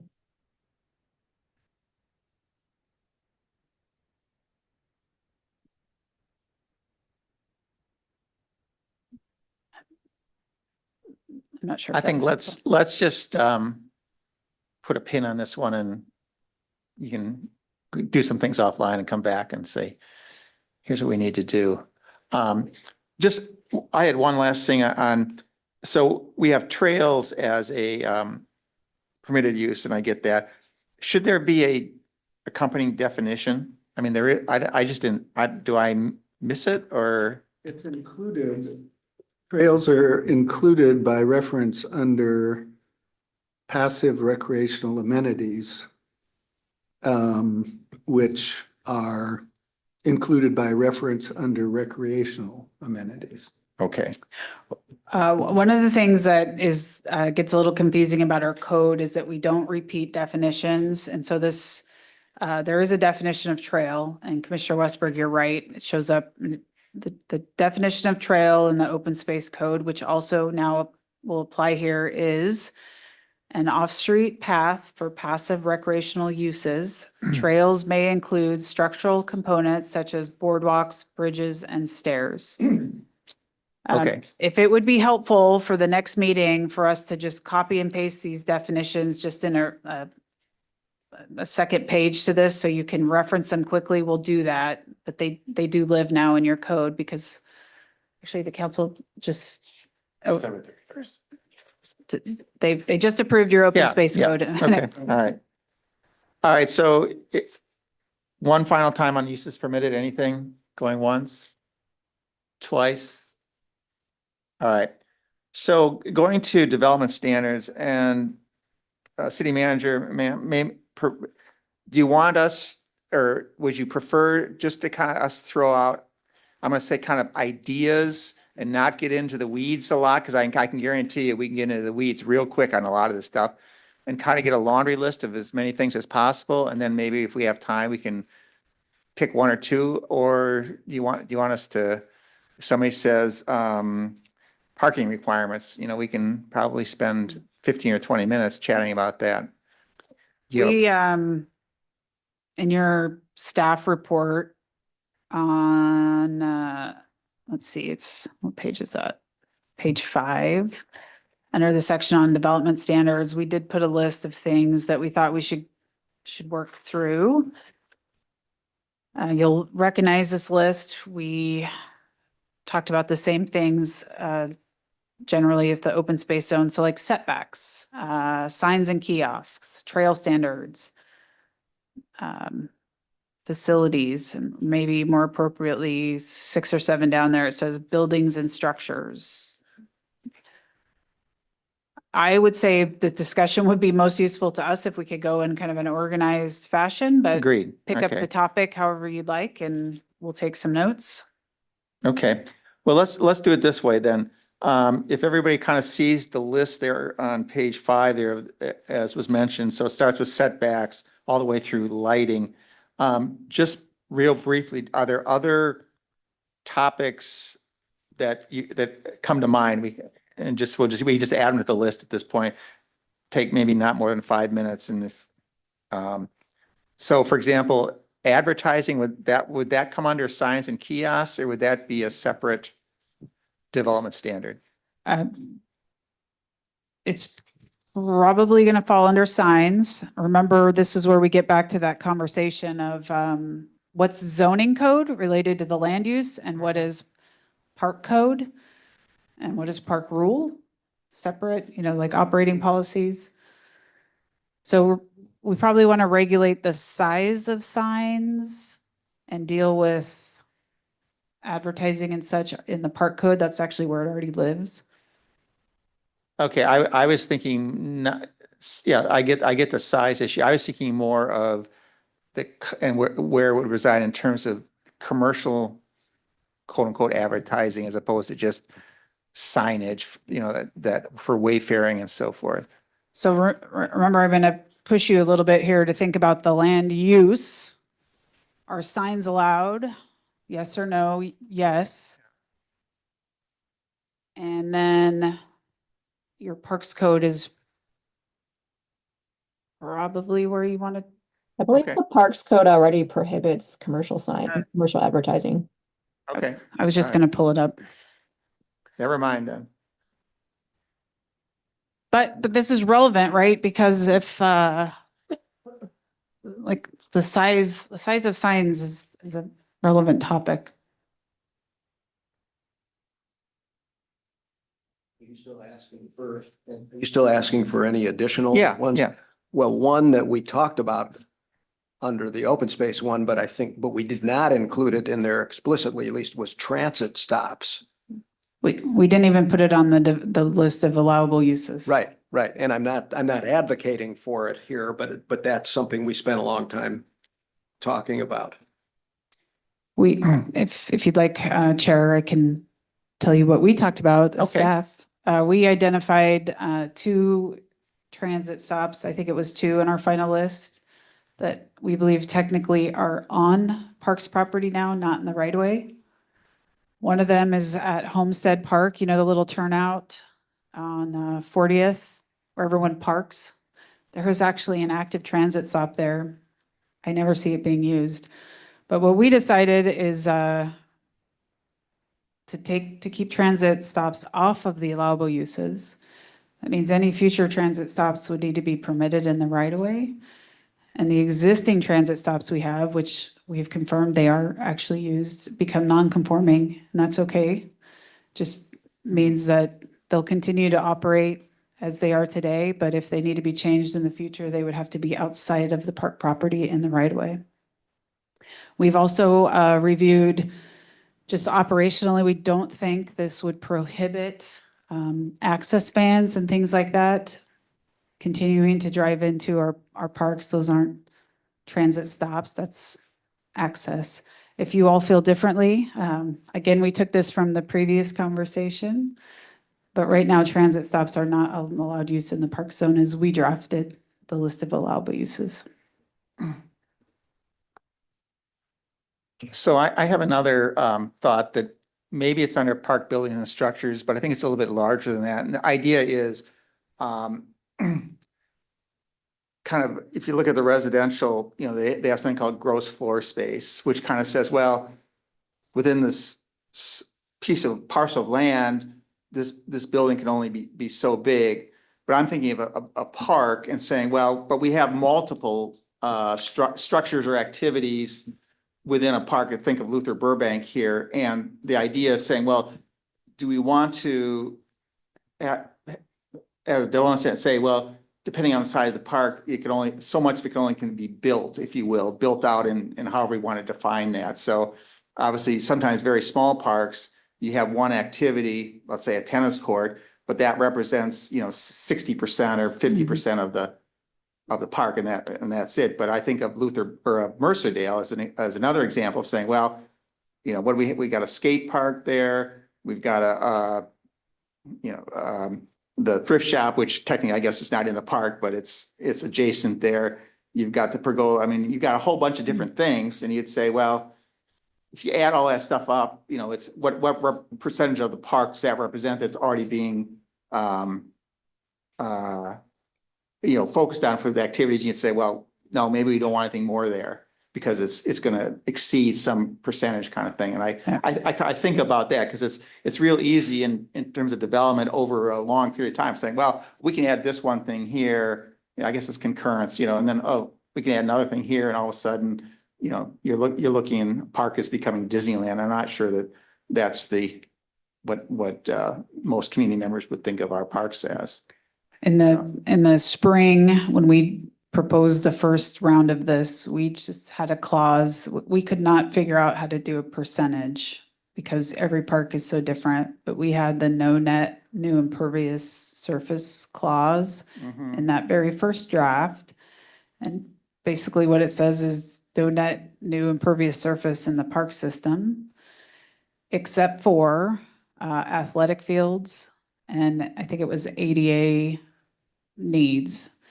The reason athletic fields was proposed to be exempted is because when we convert a field from grass to synthetic turf is an impervious surface. Right.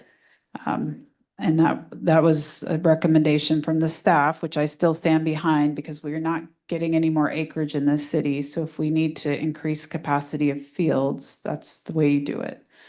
So I would suggest if you'd like us to bring back for the next meeting, an impervious surface development standard, we'll take a crack at drafting it and then you could react to it rather than trying to write it tonight. That's fine. That's fine. And maybe I'll ask, it was my opinion that was kind of a consensus-based feeling from round one that limiting new impervious surface was a very high priority. It looks like I see a lot of heads being shaken. And you don't have to, you're not adopting the code tonight, but we can draft something and put it in front of you. Yeah, managing it, I guess, yeah. Yeah, on the impervious surface, two things I worry about is we don't necessarily anticipate what future needs are by putting an iron stop on development in parks. And the second thing is, and I've spoken about this before, is net new. So if we reclaim an area that currently is concrete, that should go in as a credit of net new pervious surfaces. And that would allow some other area where we might need to put in something to go in. So as long as we're banking that in a debit and credit type of way, that's a really good way to manage the overall park system. So we don't have any net new impervious surface, but we're able to manage future needs in a way that makes sense. Okay. That was the concept we had envisioned. Okay. And Okay. like banking in terms of regulatory functions, we don't do, but like if in your own home, if you came into the city for a permit, we have limitations over how much impervious surface you could have. And it's the same concept, right? If you want to widen your driveway, you may have to give up impervious surface somewhere else. That was the thinking in that original code that we drafted. So we'll dust off that. We'll bravely go dust off that old draft code and bring back something for you to react to. All right, so okay, how about public art? Does the staff have any initial thoughts on development standards for that or? Is this where I go screaming out of the room? No. I wanted to share something. We went down the how do you standardize art? And we ended up right where you did with the open space zone discussion. Art is really impossible to define. And if we start placing what we would probably do is place limits on location and size. Size becomes problematic, right? This is the same conversation we had, little decorative things in the sidewalk, that's art. We are going to take a tour to the Arts Council meeting on the 18th with the zone, just to check in with them. We wanted to see what your feedback was tonight so we can run it through them. I would encourage us to stay away from size limitations. And if you want to talk about location within parks limitations, maybe, but we're struggling. It also does not need a development standard. You do not have to write a standard for everything.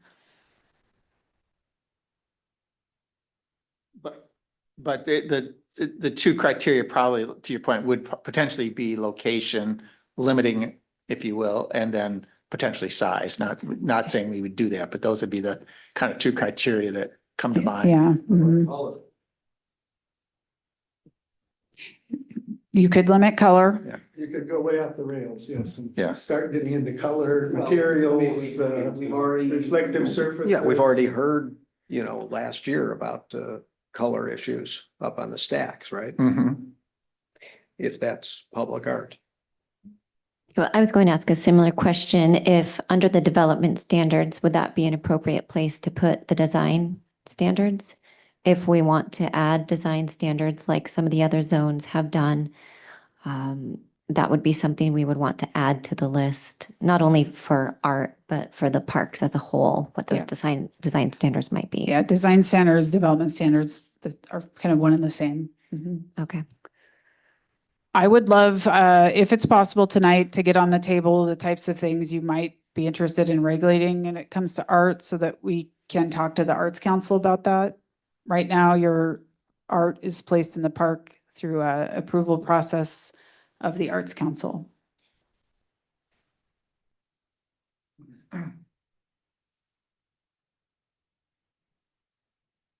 Or we can just go to them and chat if you don't have any feedback tonight. Well, maybe when you go and chat with them, if they could provide some feedback to us about how do they think about it? In terms of taking a particular park, I mean, do they have criteria or thoughts about, what is a reasonable, I'll say, number, or, I'm not, installations? I don't, I mean, they must have those types of discussions. So just to clarify, Jesse, you said, so it's the Art Council now that decides what and where Mhm. within the park? They're- Well, Within the city. within the city, but Yeah. including parks. And I don't have the Arts Council code in front of me, but the steward, they are in charge of stewarding the city's collection of art and the placement. Ryan, do you want to add? Yeah, I would just add, again, they're an advisory body, so they are making a recommendation to the city council on the placement or the acceptance of public art. So a little bit different. They're not unilaterally making those decisions. Art pieces are assets of the city. So if it's an actual physical statue or something, it's treated as an asset. So that is, to Ryan's point. So there is a review process in place that presumably would be looking at such issues as where, particularly if it was proposed for a park, where it would go, how big it would be, what the colors, materials, all that stuff. That's correct. All that, any related issues. There's a process in place for dealing with that, and presumably a set of criteria or whatever for evaluating it. That's correct. So we don't necessarily need to repeat that in a park zone document. You do not. Okay. We can, but we do not. Yeah. Commissioner Cohen. Well, public art is another example of something in the context of a hybrid park that could be problematic and may or may not be solved by critical area restrictions, so if the city council doesn't want to have certain kinds of public art down in the trail walking area of Island Crest Park, we need to at least be thinking about that issue, or Groveland's trails, or whichever it is, Clark Beach trails. Yeah, that gets back to my point. You've got kind of a couple buckets of regulation. Location is one of them. Yeah, but you're not going to be able to define, you're not going to be able to do location if we can't define, all of Island Crest Park, below such and such altitude or something like that, But anyway, I said I would be quiet, but I couldn't help it. Could you, I'm just thinking of public art. I mean, generally it's placed by either a walkway, a trail, or something where people can generally easily access. Is that a fair statement? Or I'm trying to think of, Well, we have art installations that are kind of tucked away, that are off the beaten path. yes, and this is my challenge with art. It's not quite as cleanly defined as that. We have murals in parks that are art. We have bollards down on the waterfront of Luther Burbank Park that are actually art and assets. We have a lot of sculptures. We loved our sculptures. There was definitely an era of city time where that's what we procured.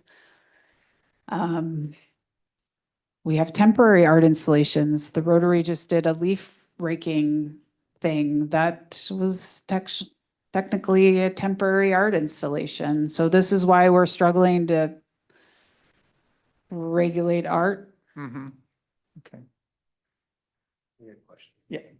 Commissioner Mercer. So with that in mind, could we create a development standard and use standard where we said art is prohibited on natural trails Yeah. Mhm. and just leave it at that? You could do something like that. Okay. And there are a few like fail safes here. When the Arts Council comes to us and says, we want to put a sculpture in the roundabout, we say, can't do that. You're blocking the line of sight. You know, so there are, or we can't do it there because we can't access it. We can't maintain it, or that thing's going to get stolen, you know. So sometimes you're going to have faith. You may not be able to write the development standard for art. But if you don't want it in natural trails, that would be an appropriate, we have to go back to defining. Did we ever write a definition for art? Did we write it in the part? Okay. We have So- public art, but art itself is not defined. So adding to that, there could be reasonable, logical reasons for not including art in some places. But for instance, if somebody said, I would like to put a 30-foot tall structure of Elvis in the middle of Island Crest Park.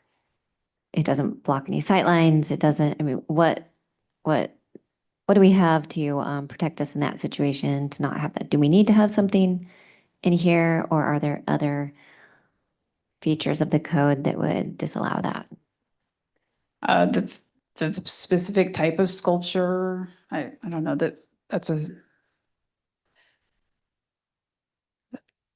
yeah, can I write a development standard for that? Sure. No sculptures in parks. That would be the standard.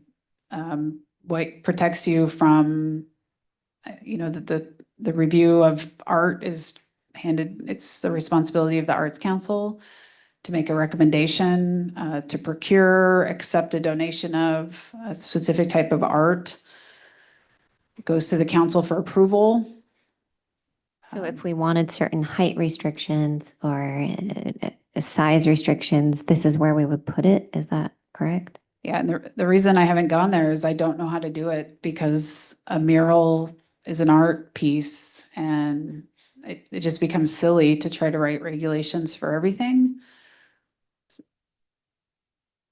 Your arts council is like you, they're charged with advising the city and not doing goofy things in our public spaces. It does have to be approved by the council. So you've got an advisory board and a city council that's, you know, regulating your arts program.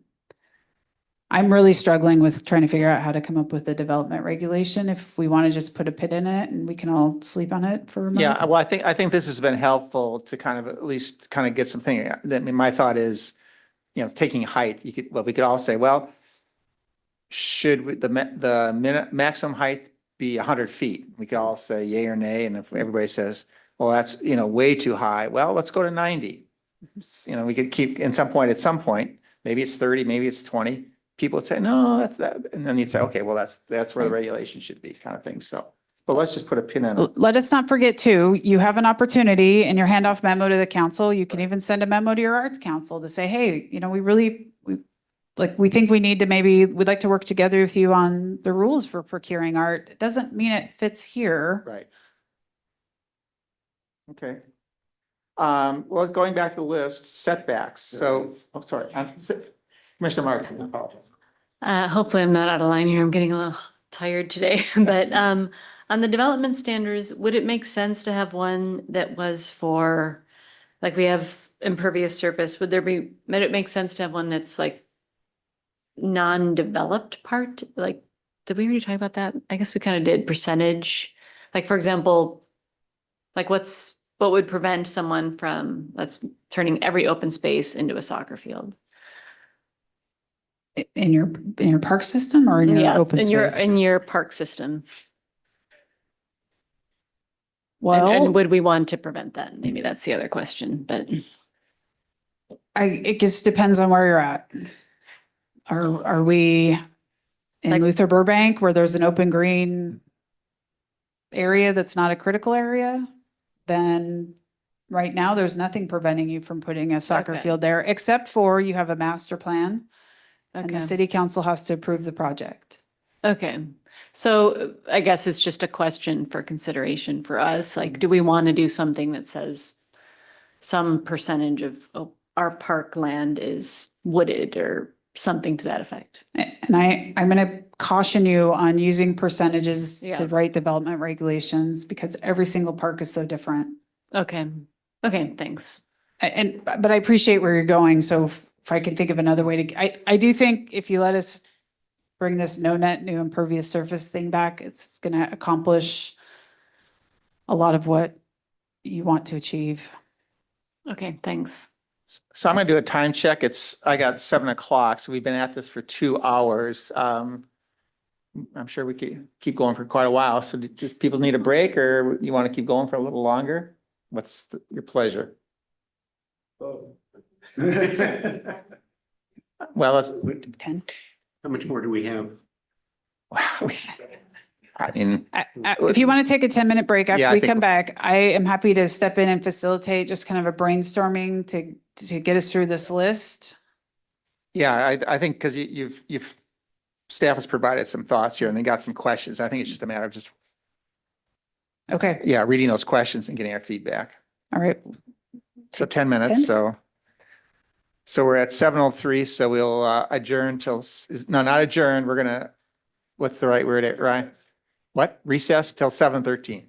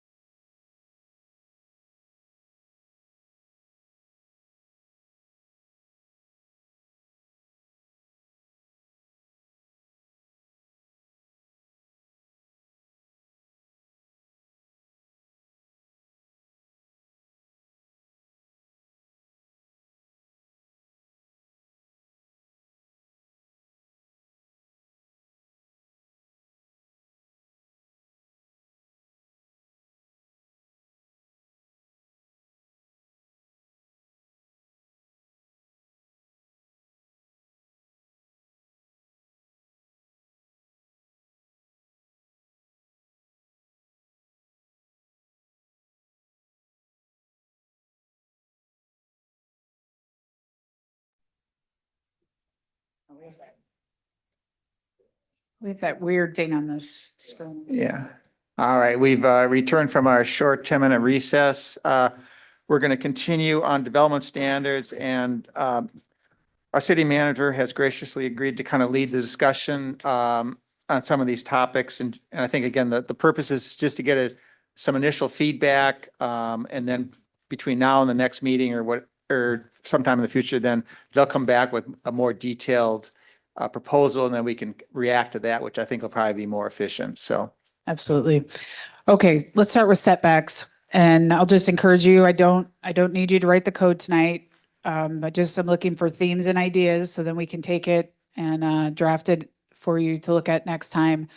So remember setbacks, we're talking about from property lines. This is how far development in the park zone needs to be set back from the property line. And remember, when I use the term development, it means everything in the code that's an allowable use. So what considerations should we make for setbacks when the park is next to a residential zone or a multifamily zone? So a park next to a home versus setbacks from, public uses like, public institution or the open space zone.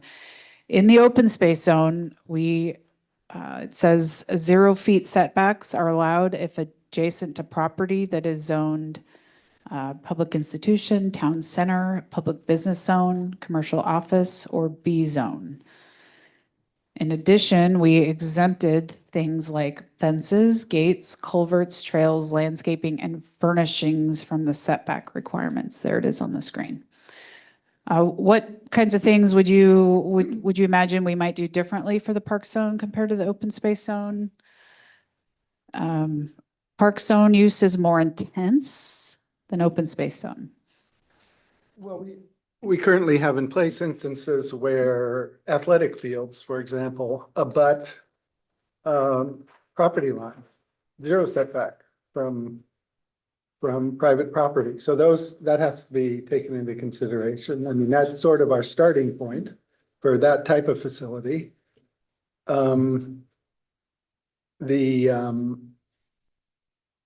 I would think we would want to be consistent on plantings and other things with the open space zone as far as setbacks are concerned. I'm trying to think of examples of things in place that might be problematic. And I don't know, does anything leap to mind? I'll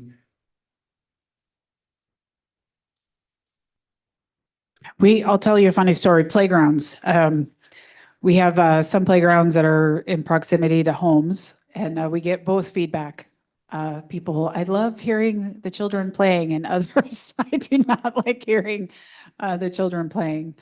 So you were talking about athletic fields, like more intense uses maybe need to set, we write a zone that says we need to have them set back more from the property lines next to residential and multifamily? Is that kind of what you're thinking?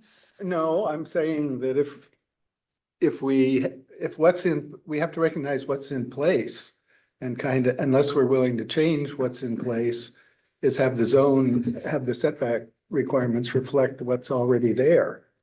I'm going to put an asterisk on that. Maybe.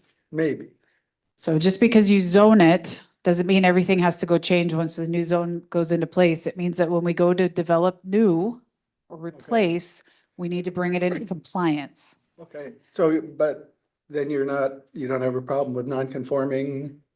Not for most development standards. Buildings are a whole different animal. Okay. But think about this. If you said athletic fields need to be set back 100 feet from the property line, that might create a problem when we go to redo a field, right? So Right. do think about redevelopment. You may not have room for it then. That's right. As an example. That's right. I think, I don't have any specifics, but I guess I would say, if you look at other jurisdictions, can they help inform us as to what Issaquah, Bellevue, if they've already tackled, what do they do? I mean, I guess I'd almost use something like that as a starting place. We are on the cutting edge of this zone here. Okay. There's not a great example. The standards that we would look to would be what's in our residential development zone and how we regulate residential to residential. So we can take a look at that. We can carry over what's in the open space zone and kind of build on that. So along those lines, the South Mercer playfields, that's actually school property, correct? Zoned So- public institutions. So if we created something that said 100-foot setback and we go to redevelop those playfields in 15, 20 years, does it matter that we have that 100-foot setback because it's public institution zone? No, Okay. it would matter for Island Crest Park. Yeah. Yeah. But I think to your point, I think there has to be some appreciation for kind of the activity. You know, I'm gonna clearly, write that down. clearly, I'm looking at Commissioner Bursting here. You know, like, there's been a lot of discussion about pickleball and the noise in, you know, in residential areas where there's houses really close and so forth. You know, there's a lot of people that are not happy with that. So and I think of like the skate park at Mercerdale. I'm not sure that with a 0 lot line, if I was next to that, I would be real excited about that potentially. Playgrounds might be a little bit different, but so I think, yeah, there has to be some consideration there. I don't have any specifics at this point. I'll just say the same example. Some people love hearing the noise. Other people don't.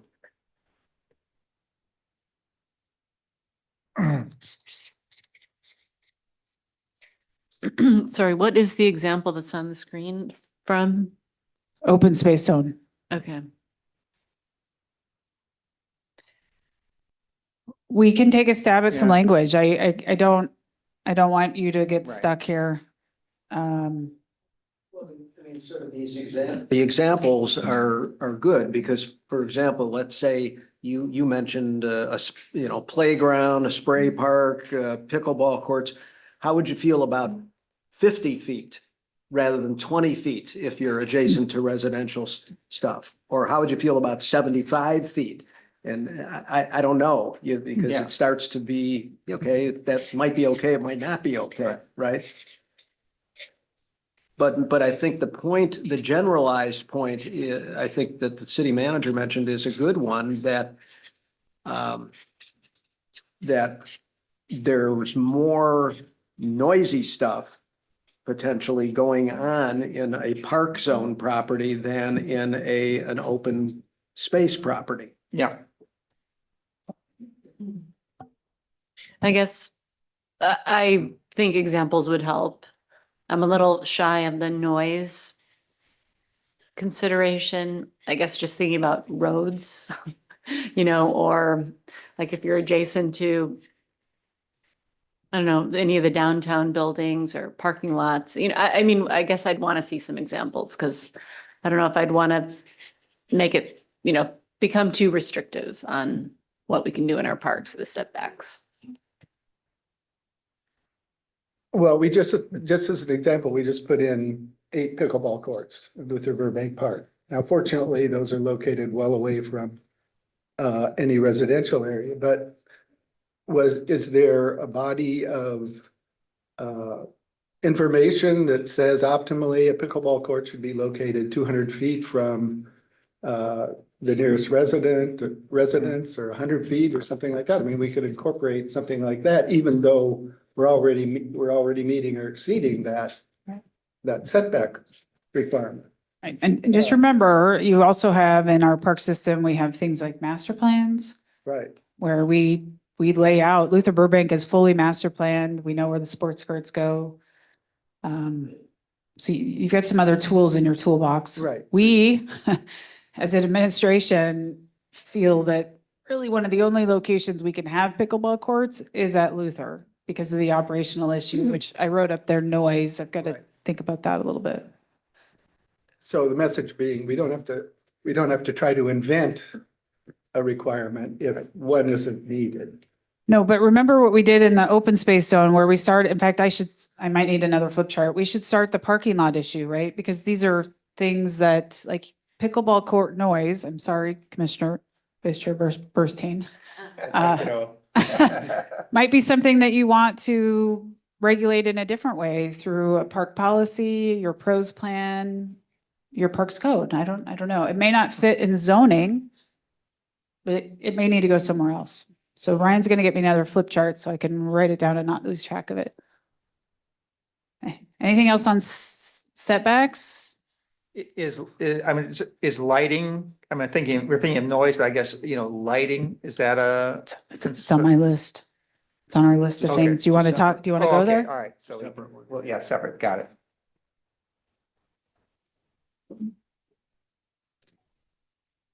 Let's talk signs and kiosks. I'll have Carson pull these up. We have a citywide sign code that regulates a lot of things. We did put in some limitations in the open space zone. We prohibited lit signs. We put in some a color requirement or restriction except when necessary to meet. Natural colors are required except when necessary to meet public health, safety, or maintenance requirements. We did put size limits also in the open space zone. So if we were to take the open space language there and kind of overlay that to our current parks, does anything jump out of saying, oh, that's going to be a problem? I guess maybe I'd start there.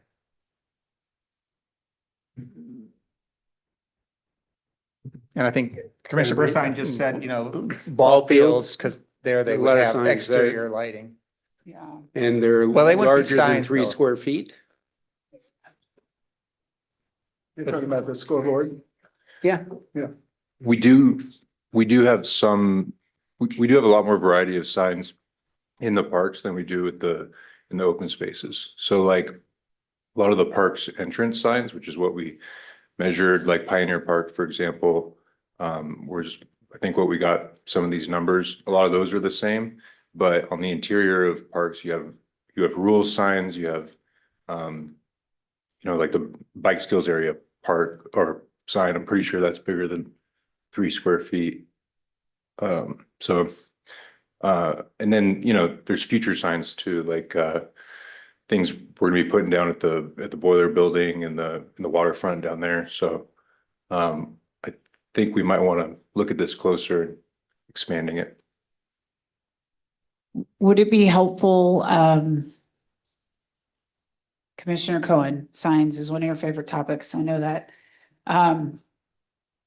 We are operationally on a sign diet. So we are slowly, as resources and time becomes available, we are trying to reduce the number of signs in our parks and standardize them. So remember, we want to write the zoning code in terms of what we want in the future. And that's where we're headed to. We can, between now and the next meeting, kind of think about what the size limitations need to be for parks, because it probably is different than the open space zone. I think the standards, the color standard, I actually like. But what we did in the open space zone, would that be helpful if we kind of framed out what? Yeah. Well, and also identify if there are, as Sam mentioned, if there are current signs that don't conform to this, to these standards, then how would we need to change them to bring existing signs that we intend to keep into compliance? Yeah, one thing I'll note is as far as the kiosks go, most of our kiosks are standardized, like the one that was in Pioneer Park. We've got 2 in Luther, one at the boat launch as well, but there's also at Aubrey Davis Park, which again might be a different zone. We have a Mountains to Sound kiosk, which is just massive. So that kind of throws everything off as far as being, within the same footage as like the original kiosks. So might not be an issue if we don't include that. But that's just something to think about. So, yeah, I mean, we can definitely look at that closer. Is a consensus still that like we'd like to try to move towards natural colors? We'd like to, like the sign diet, what I was talking about. I'm seeing head nods. Okay. Yeah. And it's okay if our zoning hook gets adopted and we have some signs that don't fit that. It just means they'll be non-conforming and we'll fix them on round two. Okay, we'll take a look at this. Anything else on signs for parks? Kiosks? So at Island Crest Park at the ball fields, I mean, the scoreboard by itself, as well as, aren't there sponsorship signs around and in the storage area? Plaques on the building, those. Temporary signage that we allow, sorry. Okay. Thanks. Yeah, currently on the scoreboard, we don't have any advertisement or marketing, sponsorships, that kind of thing that's up on that scoreboard. We do allow the school district to hang banners during the duration of their season, but then those come down, and those banners are not marketing banners. Those are specific to recognition of athletes or something along those lines. In the utility shed, that doesn't have any signage? The utility shed does have recognition, but those are for grants that we received or fundraisers that went toward the development or adding the turf on those facilities. Yeah. I have something. Oh, Sorry. Just for consideration for everybody or for the commission, I don't have a strong feeling about the sign colors, to be honest, like the natural colors thing. And I'm just thinking about some cities, have like a color theme or like their, we have, I don't know, this emblem over here is white and blue. Like if you want to Brand. make all your signs the same and let's say hot pink's that color in the future, are we going to prevent that from being the sign? I don't know. I'm just wondering if we really want to define the color for the parks. Yes, Open- we are yeah. going to prohibit hot pink. That is the city's brand, that blue and white. We allowed an exemption for our maintenance signs in the open space code because our city signs we're trying to move towards blue and white. So let us talk. I don't think we're trying to define a specific color more than a palette. No, I get that. I'm just saying, yeah, if you, I'm just suggesting, like, to me, I don't feel like I need to define even natural colors. But if I'm just one person on the commission. I wrote down the scoreboards. I just I'm not quite sure where those fit right now, but it's on my list of things to figure out where it fits, because I think we do want to, I'm guessing you do want to put some limitations on things like that. We don't want 6 scoreboards at Island Crest Park, but 1 per field or something is probably appropriate. Okay. We call it a recreational amenity scoreboard. See, look at that. Probably. Rory's been studying his definitions. All right. Oh gosh, do we want to pick this one up? Trail standards. Where we ended up in the open space zone after a 45 slide deck presentation of all the types of trails we have, we set a width. And then what we decided is we care about trails, but how they get defined probably doesn't belong in the zone. It probably lives in the future update to the pedestrians and bicycle citywide plan. You have a lot of variability. We didn't put a slide deck together for you for the park system, but our park system, we have all types of trails too.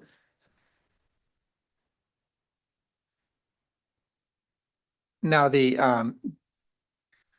Aubrey Davis, kind of the bicycle trail, would that fall under this theoretically, or would that be a non-conforming use? 'Cause I think that's bigger than. Let's pick a different example because Okay. Aubrey Davis is in a different zone. Okay. So Yeah. What's our widest trail at Luther Burbank? 10 feet in spots? Probably 10 feet. Paved or unpaved? That's the gravel. Gravel. How about the, where the police department, Oh.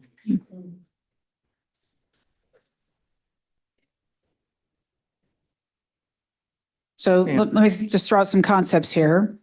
We're going to draft a no net new impervious code. It's going to limit future trails from being freeways unless we can, net out some surfacing somewhere. Some of our paved trails are too narrow in our system. We're going to probably be slowly advocating that we widen them just a little bit for ADA access.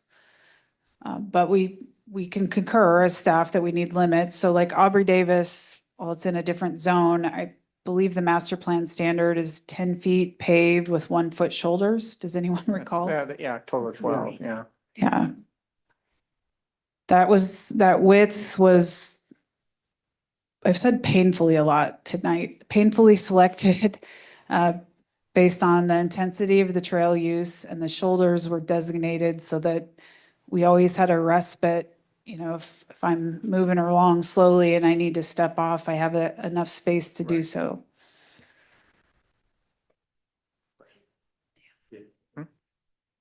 Question. With that, at Mercer Dale, coming from the old recycle area out towards the skate park, that's a pretty narrow path. And I believe for maintenance purposes, being able to get some type of maintenance vehicle through there would be useful. So does that fall under a trail standard or a maintenance requirement within the zone? Possibly both. And how wide would that have to be? At least 8 feet. Okay. So Mercerdale, I'm going to get struck by lightning. That park is proposed, the sewer line runs right through the middle of that park. So that park's going to get, we're replacing that sewer line. That time we're hoping to redo that trail, which is completely buckled with root heave. So you're bringing up a great point. When that trail gets redone, we've got to make sure it's built to withstand the weight of vehicles because we have sewer infrastructure sitting in that park. I'm going to be advocating that we widen it a little bit. It's one of our very few ADA accessible paths, but not too much. It's like it's a very narrow trail, 6 feet, 7.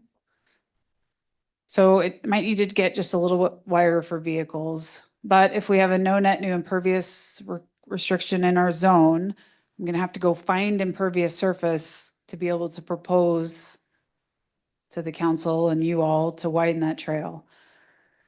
And I'm going to have a good reason to widen that trail because we don't like impervious surface, right? So that's just kind of what's on the top of my mind right now. I'm bravely stepping into a future project.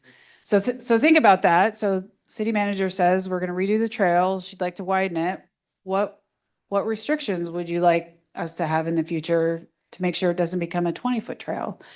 Is it width? Is it soft shoulders? Is it something that says, only this feet wide unless it's for maintenance? When you have a shared use path is like that, you probably don't want to go smaller than 8 feet.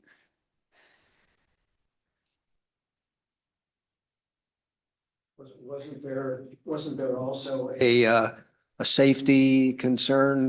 Didn't that come up on the proposal there about how wide you needed for fire vehicle access and stuff like that on one of those trails? So Actually, Commissioner Cohen, you're bringing up another point too, that if we have to get an emergency vehicle into a park somewhere, 8 feet is a little snug for them. That really pushes us to 10 feet. But Mercerdale Park is I would say maybe a little bit different example because they could park and get there by foot. Aubrey Davis is different though. They may be coming in through a trail access. Do you want to think about it? Do you want to go visit parks? Do you want to look? Yeah, my sense is that obviously I think, narrower is better, but for legitimate reasons, maybe will have to be wider than 8, but let's just kind of take a look and kind of see what you come back with. Seems to be floating between 8 and 10. Yeah, right. And like was suggested, maybe for maintenance and other things, we go to 10, and for non-maintenance, et cetera, we go for 8. We don't have a space in our park system that I can off the top of my head needs to be wider than 10. Your highest intensity use trail is really through Aubrey Davis Park.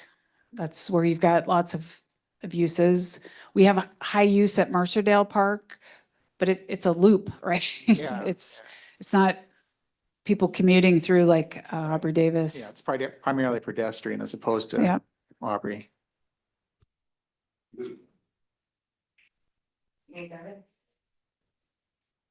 Okay, trails. This next bullet is where things get a little goofy. Recreational facilities. So let me try to facilitate this one a little bit differently.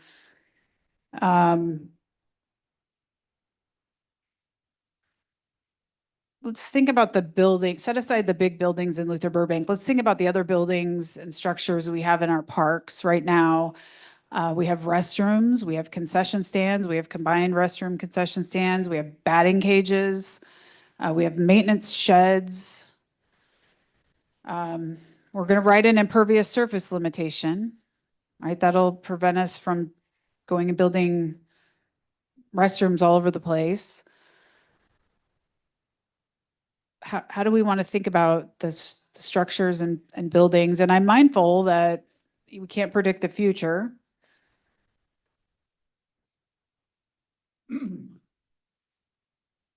We put a size limit on in the open space zone to allow basically a restroom in Pioneer Park based on acreage. Active parks are a little different. We have very small parks with playgrounds in them. So at some point, if we had money growing on a tree, we might put in like a single stall restroom. I don't know.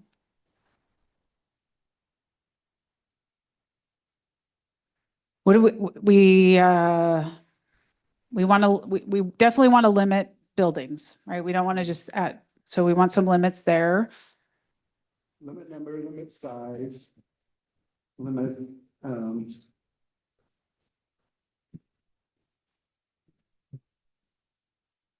impervious surface related to those.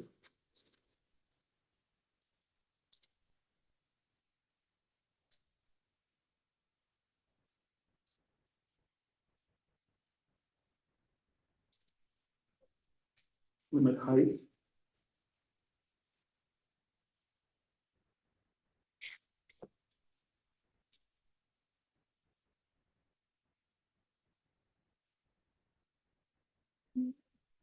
I mean, we like we did with open space. I mean, again, do you take into or should you take into consideration kind of the size of the park and the amenities therein? So if you've got a very small park, let's say that, I'm trying to think, is it the one that has the tennis court up on the north end here? Roanoke, thank you. So you've got maybe 2 or 3 people, or let's say 6 or 8 people at a time there. You just say, that might be there for an hour, hour and a half. Does that really need a restroom, for example?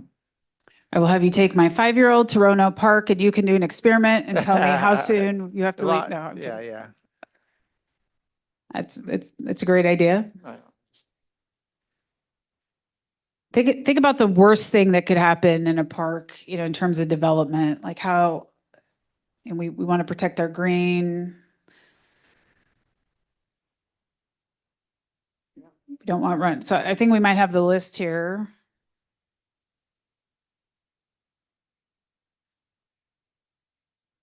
And remember, we have that no net new impervious piece. Yeah, I mean, I think that no net really limits the ability to kind of kind of go crazy if that's there. Yeah. Yeah, I keep coming back to that as well because it's really difficult to anticipate every recreational facility we might want to have.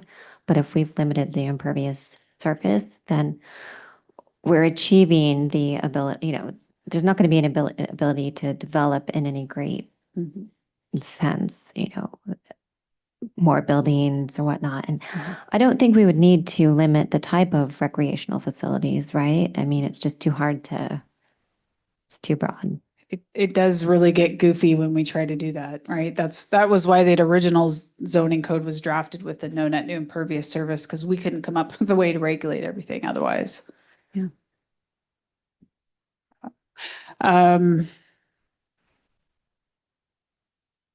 We'll take a crack at this and figure out what we really need, if we even what we want to be like. Most of our restroom buildings, I'm just going to pick an example, are aging, and at some point, if we had endless resources, we would replace them. So when they get replaced, I do think we've got to think about some of these, making sure that we have appropriate height limits. Not that we would build a 2-story restroom building, but The only other thing that occurs to me for this list would be thinking of the intensity of use or of the particular area. And I'm thinking of like Groveland or Clark Beach or something like that. We're not having a restroom there, given the function of the park, would be a problem. yeah, that's when we have all sorts of not acceptable behavior happening.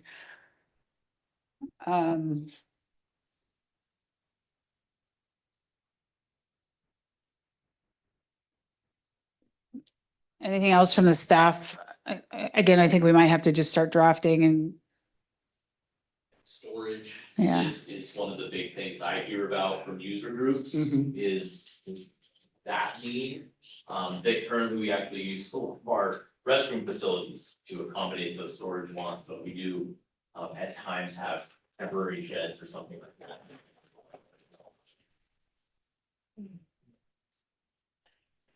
Let's maybe just pick 2 more and then we can possibly call it a night. Lighting. Parks is a little tricky. We do have lights in our parks. Our parks are open at dark, so we have to have lit facilities, fields and safety paths. We even have a trail facility that's going to have some light added.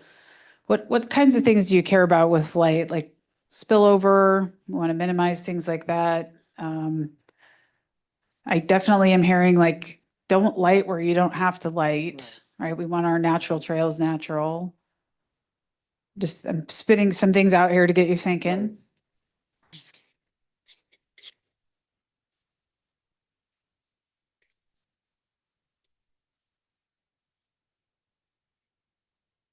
Well, I did look at the existing lighting code, and it seems pretty thorough. But there may be some specific issues related to parks that aren't reflected there. But what about, how do you deal with athletic fields and the lighting there?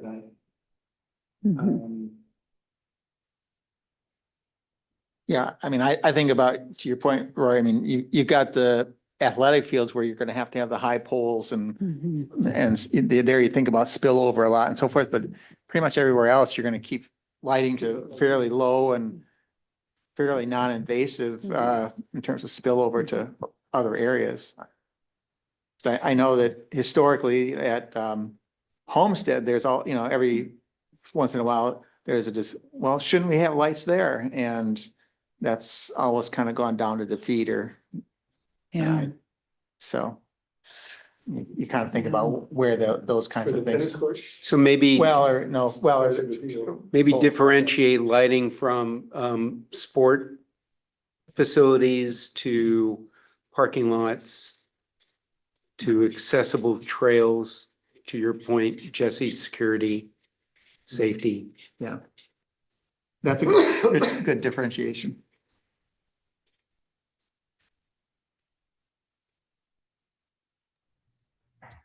Can I jump in on the lighting?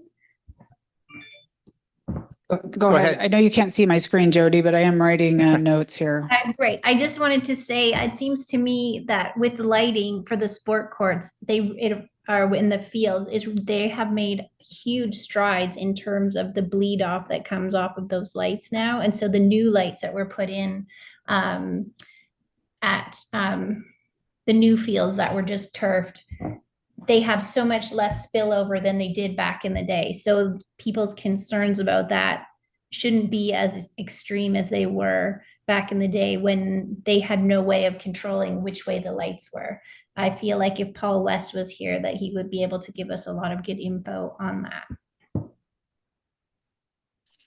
Great point. Thank you. I'm going to bring it home with our next favorite topic, parking. We had quite a staff debate on this before the meeting. I will share that we did not come up with a solution. We wanted to hear your feedback. It's a double-edged sword. When we have facilities that don't have enough parking, our facilities impact neighborhoods, and that causes, it's like South Mercer Playfields, which is a school district property, but we manage it. That parking lot overflows all the time. Sometimes it goes into the school and sometimes it goes into the neighborhood and on the street, and it creates all sorts of problems. So our discussion was, how do we regulate? How do we figure out what's, and maybe we don't in the development zone, but we wrestle with both sides of it, right? We don't want to overpark. That's more impervious surface, but under parking our parks is also a problem for us operationally. What do we think? Your impervious surface code is likely going to limit your ability to expand the parking lots. The way I'm envisioning it's going to be written right now. Yeah, unless you make exceptions. Yeah, because I think that I kind of look at parking as kind of one that I think of Luther Burbank here. Parking is what greatly mitigates kind of or regulates how many people are in the park at a time, type of thing. So again, that kind of gets back to, what types of amenities or things do you put in parks relative to parking? And I think that has to be part of the discussion, but specifically to parking, I think, yeah, the impervious surface restriction or balance will probably take care of itself. So if I'm going to make this up. I'm in the process of renovating a hypothetical park and I'm in for permits. What would you want the people regulating that permit? How would you want them to make decisions about parking? Would it be based on intensity of use? Would it be based on impervious surface? If it's an athletic field, you've got to have a certain number of parking spots per field type, and I'm just looking for ideas here. We're not writing code. Just what's coming to your mind? Well, I'm just thinking as an example, Groveland in the summer, on a busy summer weekend, and that's a small parking lot and it often overflows, impacting the neighbors. So if you had the chance to redo that, would you make it bigger? That would reflect intensity of use? More so than impervious surface concerns. Would you? I'll ask you all, I don't know. Groveland, Yeah. if we could expand the parking lot, would you want to do that? And then how would we?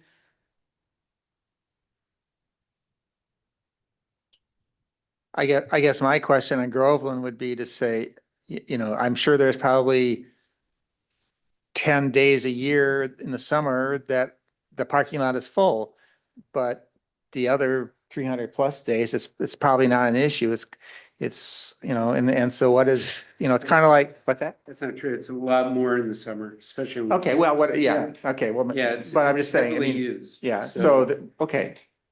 So but that's the question of where, so it's used for the summer, but then the other 6 or 8 months, Right. it's not used. So, where's that balance? Do you you go to capacity or do you kind of take an average? I mean, So let's just keep playing with Groveland a little bit here. I don't know who just said it. Your parking lot size on a park like that does limit the number of people that are there. That actually helps us.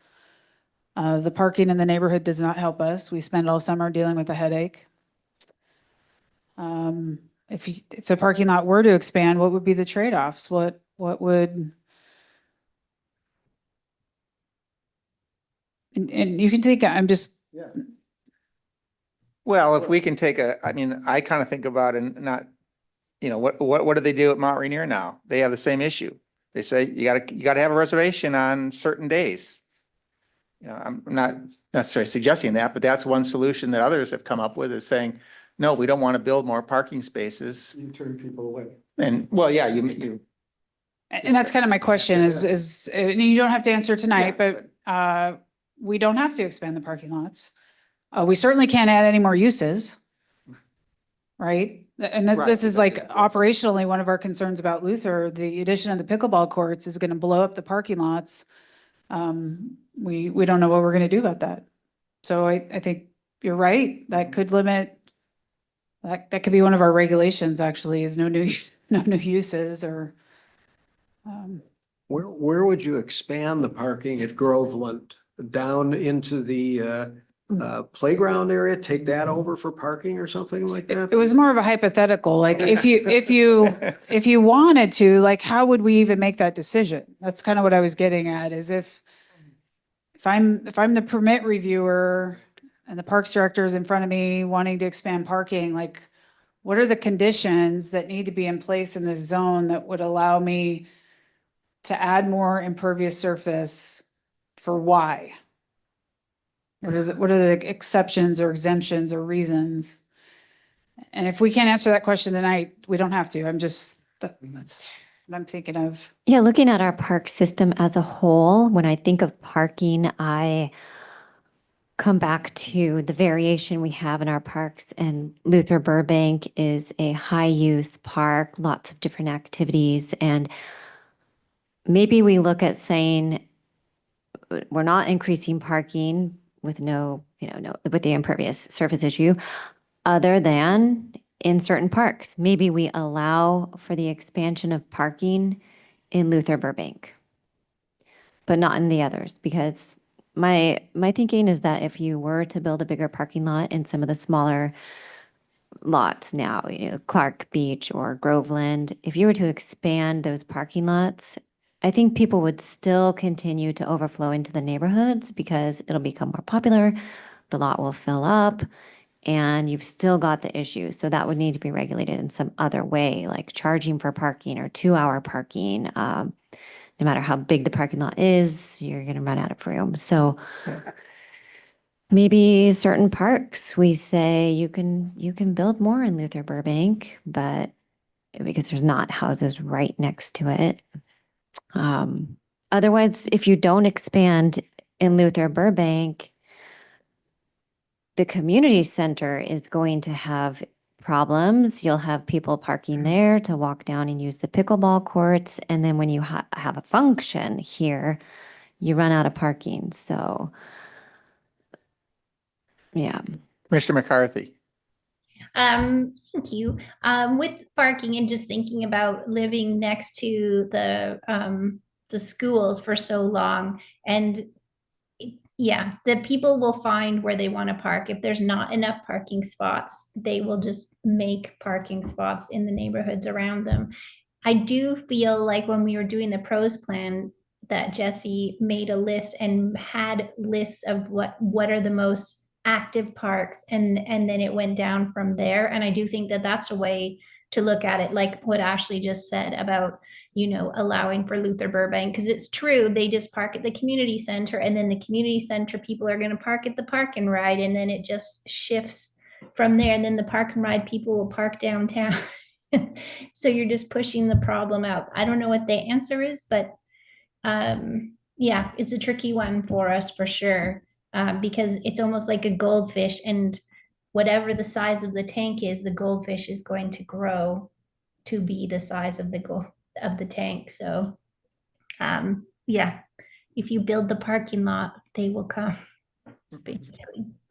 Yeah, I think that I agree with what you were just saying, Jody, and I think I'm more inclined to just, unless we can, like, to depend on the impervious surface factor, unless you can actually add property to the park to add parking, because you will never have enough parking for the number, the amount of parks that we have. And any addition of parking is taking away from the actual park. And I just, I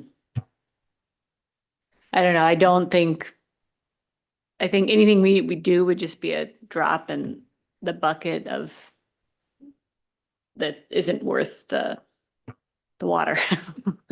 So I would just say that we don't increase parking beyond what we have, or something that just maintains what exists.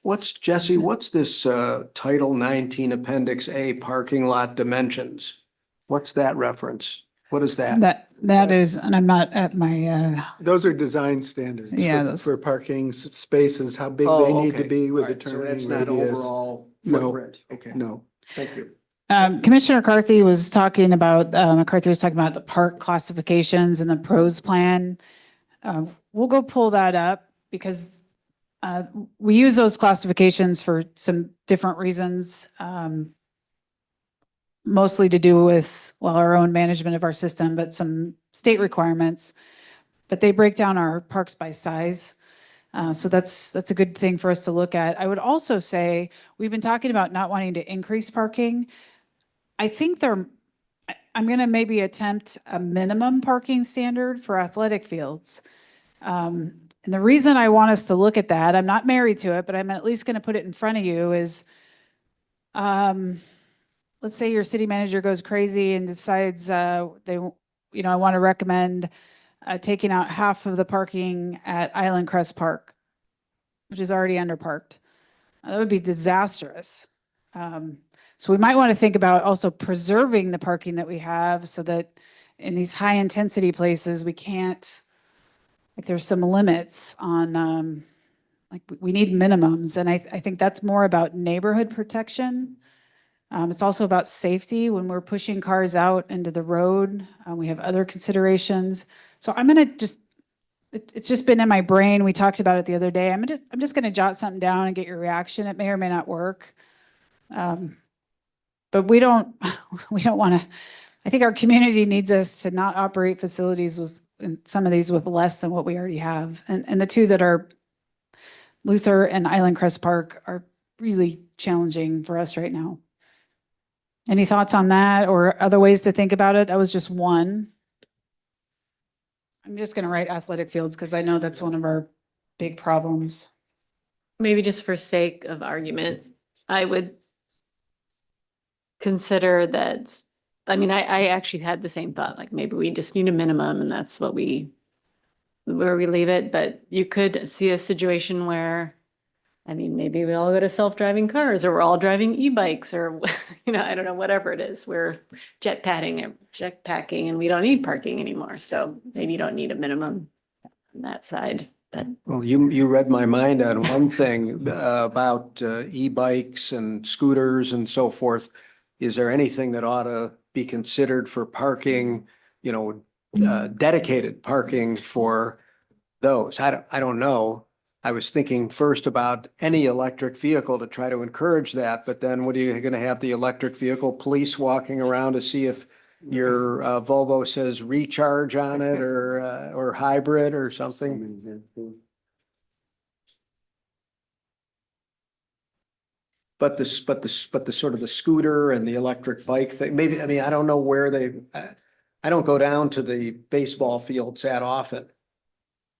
Where do they park? They Anywhere? park everywhere. Anywhere. Yeah, we try to have bike racks at most of our facilities, but yeah, I think we're moving towards that concept, making sure we have dedicated parking. Mhm. Back to my comment on minimums, when we talked about it as staff, it really tied to athletic fields.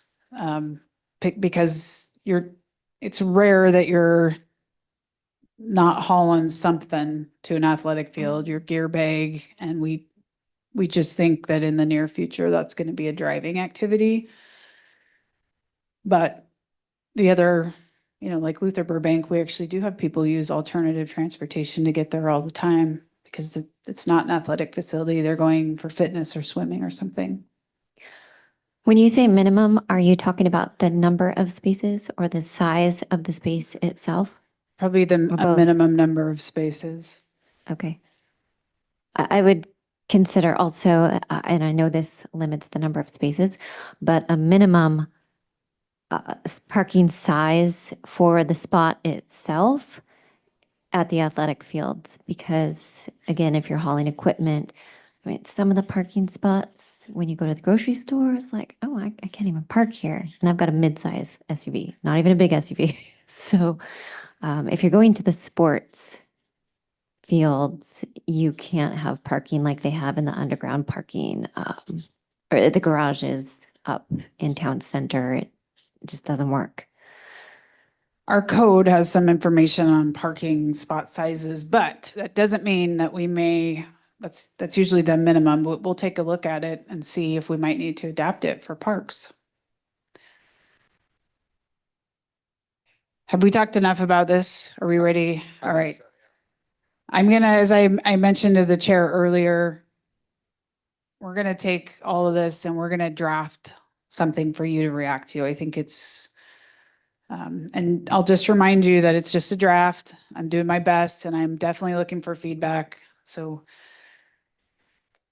everyone be nice when the draft comes out to your city manager. Thank you for your time tonight. I appreciate it. Thank you. All right. Appreciate all your comments.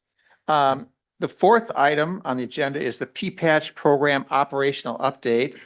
And for that, we welcome once again Recreation Manager Ryan Daly. Thank you, Chair Struck. I have a brief presentation. I know you have all been sitting for a great deal of time tonight, and I appreciate that. Is that showing? Perfect. All right. So tonight we're just going to have a brief P-Patch operational update. If I can advance the slides. One of the first things I want to talk about, and this is the agenda we're going to discuss, is the PRC role in policy and rule development. We're going to talk a little bit, very briefly, about the background of the program, the P-Patch program, provide an update on the 2024 progress, and then share with you some of the staff's next steps. So the PRC's role in the development of these policies, and first I want to talk about what the staff role is. And so a function of staff is developing and administering program rules and what we classify as operational policies. And it's our role as staff to implement that programming.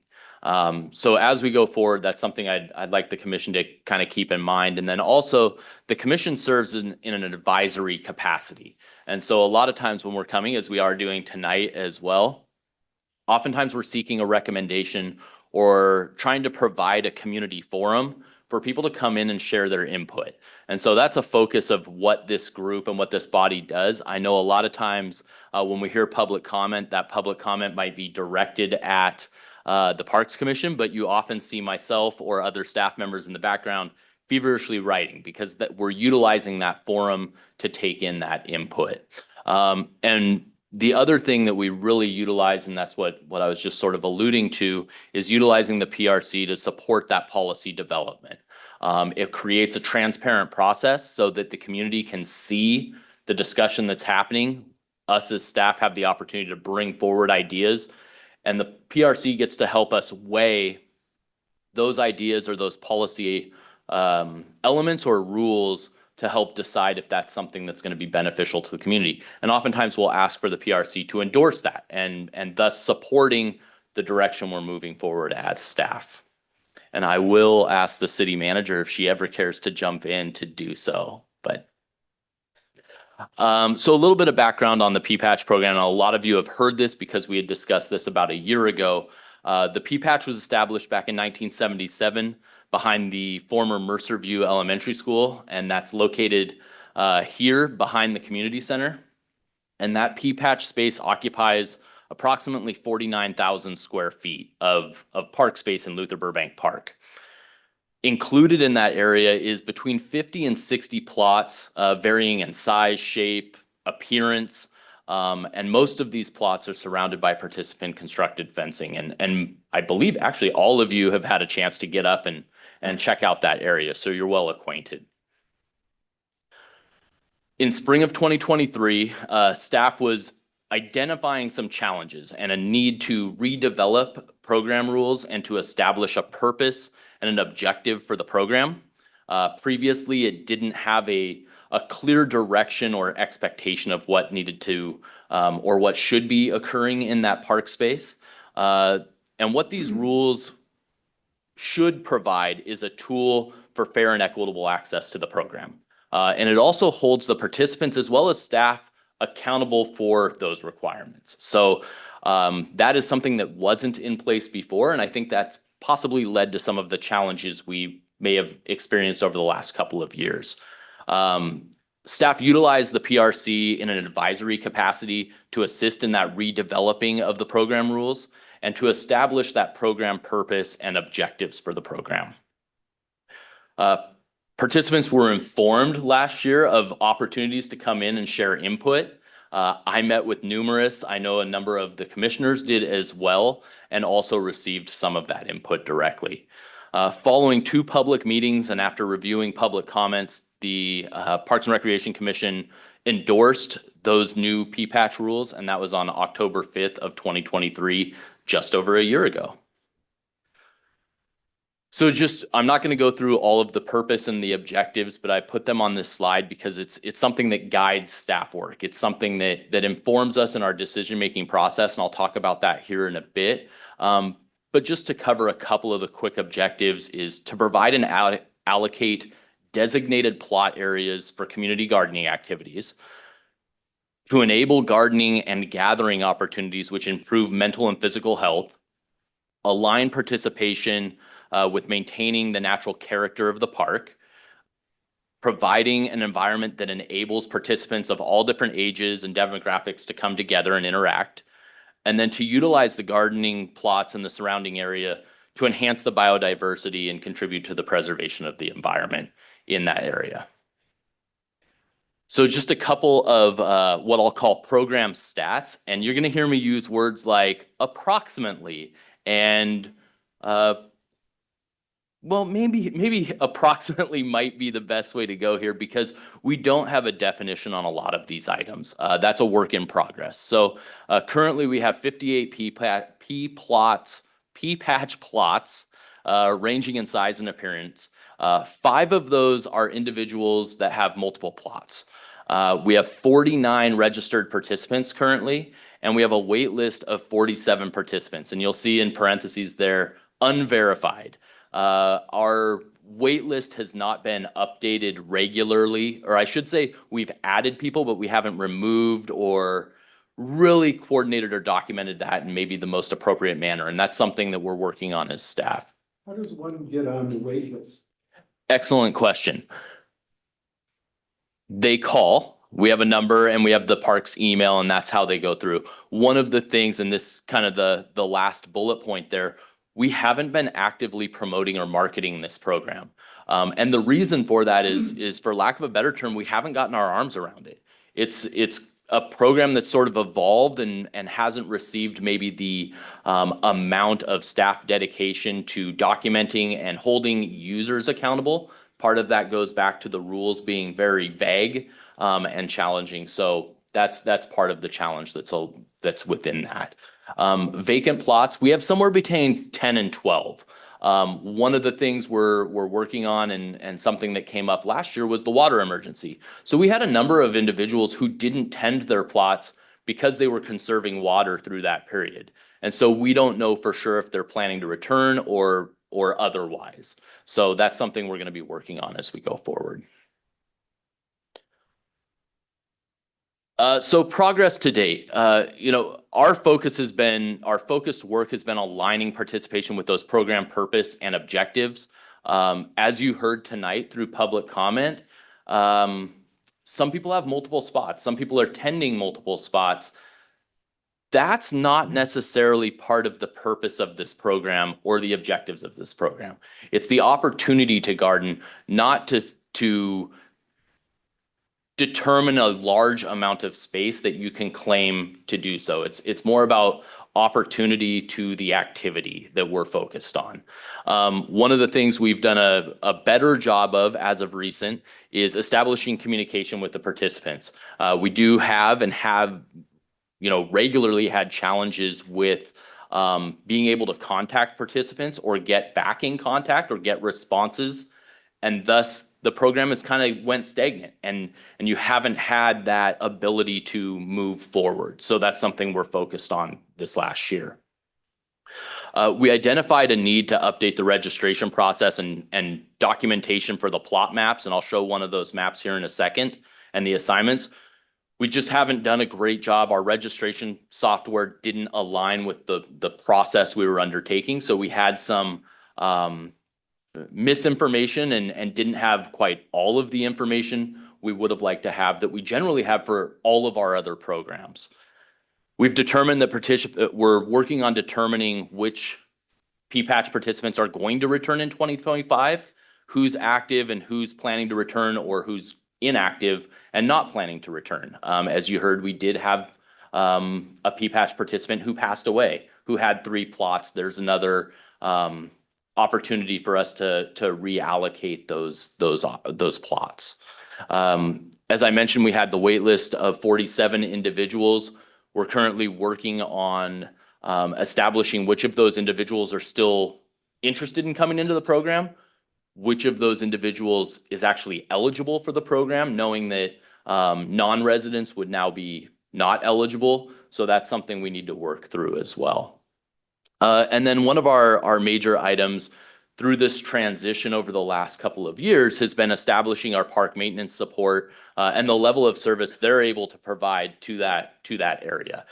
Being about an acre, that's a large area for park maintenance to support. And oftentimes that support comes in different ways. That could be providing wood chips, that could be clearing paths.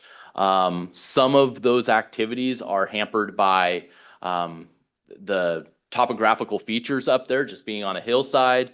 It's been impacted by hoses and equipment being left out from the P-patchers and different things like that. So there's been an establishment of the level of service they're going to be able to provide, which will be communicated to all of the participants as well.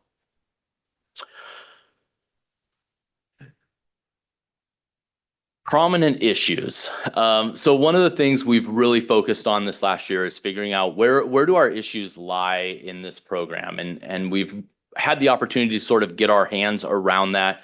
And I'll be the first to admit I think it's staff follow through and documentation. I think we haven't done a great job being in communication with the P-patchers on a regular basis. And I don't know that we've always done a great job of holding those members accountable to the rules or to the values of utilizing park space. And so that's something we're going to be focused on as we move forward. There's a need to define plots and assign appropriately and accurately. On the right, there is a map. I do not want anybody to hold me accountable to that map because it is inaccurate. It actually hasn't been updated in a couple of years, and I'll just point to a couple of areas that it's inaccurate. If you look at the plots at the very top, actually a single individual is sort of cultivating that area. We have a couple of plots on here. There's 58 plots. A number of them are actually not usable. A couple down on the road there, as well as a couple on the south end of the map, which is the bottom, and then to the left and up. So staff is working on identifying and determining what plots are actually usable and which should be usable. We don't believe that every site up there should be used. We're not trying to maximize the use on the site or expand the use on the site. We're trying to keep program participants within the areas we can define and make sure that that's an appropriate amount of park space to be utilized and not continue to cut into the natural foliage and things like that that's in the area. We do have few individuals with multiple plots or what I would consider super plots. And we're talking about plots that are, 1,000 square feet. So you're thinking bigger than this room, is what some are utilizing. We also have those who have multiple plots that we want to open up opportunity for those on the wait list. We also want to create consistency within the program. We have those vacant and underutilized spots or plots that we're also working on and evaluating. And then, as I mentioned, the wait list is one of our bigger challenges that hasn't been addressed and is a prominent issue at this time. Maybe less concerning is the loose plastics and the hoses and the fencing issues. Those are issues up there, as some of you may have seen if you've walked up there. We've had a number of issues with broken water lines, and I had a chance to kind of share with some of you that when we attach a number of hoses and we leave them attached, that puts strain on those spigots. And so that's something that we're working toward addressing with the participants. The loose plastics, I had some examples, but we do have a significant amount of plastic fencing up there, which is now against the rules.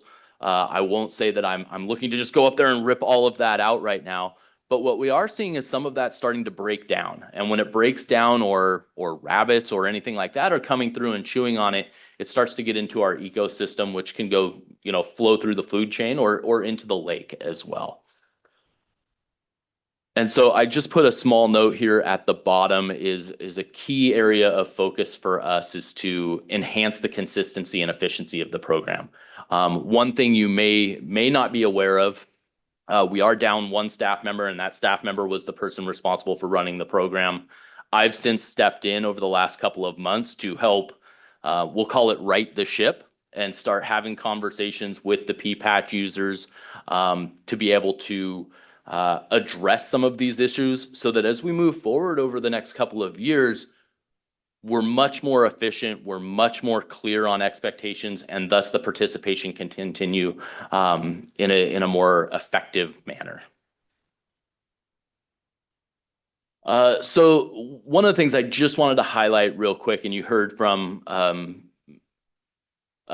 two public speakers tonight, that we're going to be having to make some decisions as staff.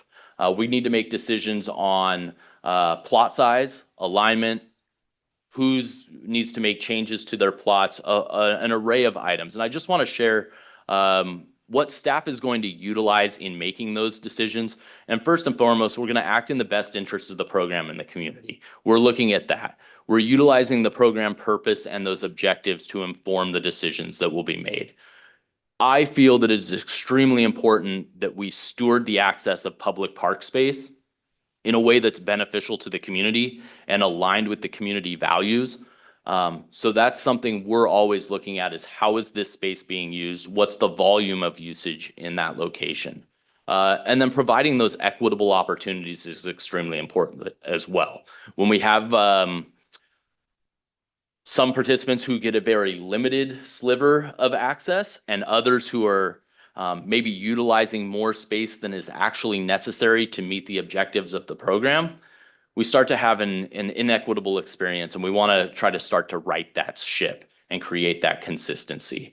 And it's really important that staff set those reasonable and consistent expectations. And that's open communication, and that's why we're hearing public comment, because I'm communicating regularly. I'm being very clear with what our expectations are going to be as we move forward. So as we move forward, I just want to talk about those next steps. And we are hosting a P-patch gosh, I got to get away from these P's. P-patch participant meeting on November 13th. That's next week. And the whole focus of that is to get everybody into the same room, address any confusion, and provide clear information. As much as I think I write very clearly and provide that clear information, sometimes there's a miss and sometimes there's just that in-person communication that needs to occur. I'm making myself and our staff available to be able to help address those concerns. There are some issues related to safety that need to be addressed immediately. If some of you saw the uncovered metal spikes, there's no metal spikes up there, but there are metal stakes and things like that that hold up the fence. we want to make sure that we're addressing those and putting those covers on, which is included in the rules that were endorsed by the PRC. We're going to move forward with confirming that wait list and meeting individually with each participant. As you heard today from two individuals, they each have different scenarios that they're talking about. Everybody up there, there's 49 different individuals. That's 49 different perspectives and different challenges that they may be experiencing. I want to make staff available to sit down one-on-one with each of them and talk about if there are any changes that need to be made. Let's talk about what those look like. We're going to start preparing those vacant spots so we can start moving in participants. And we're going to accept applications and registrations from everybody. And that application portion starts to help with that documentation that I was talking about, having the correct contact info, having the correct site number, having the correct dimensions, all of that would save us a whole heck of a lot of time in the future when we need to evaluate this program. We'll be collecting the fees, we'll be assigning plots, and then we're going to work on documenting and committing to timelines of change. As I mentioned, I don't expect us to go up there with a paintbrush and we're going to change the whole program to be aligned with the rules. But I do feel like it's important that we have a dialogue between the participants and staff to document when things are going to be done. And we've seen really great success with that over the last year on a couple of the plots that have got right into, I don't want to call it conformity, but came in line with the expectations of the program. And there was a commitment both on staff and the participants' part to meet in the middle and get to the spot we were trying to get to. And I think that's important, and that's an opportunity that we're going to provide to all of the participants. We're going to assign the waitlist participants. I have a feeling we're going to be able to get through 10 or 12 of those immediately to get into the program, who some have been on that waitlist since 2021. So that's been a challenge for some of them, being patient in their waiting. And then, finally, our focus is going to be on evaluating the program ongoing and also maintaining that communication with the PPATCH users to address their needs as they come up. So I'm happy to take any questions, but I did want to just highlight my focus and staff's focus as we move forward is we need to be more efficient with this program.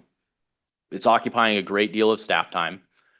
We're working on that by setting some expectations with the users that we're going to work collaboratively to determine what the next steps are for their patches. So happy to take any questions. Commissioner Cohen. Thanks, Ryan. That was very helpful.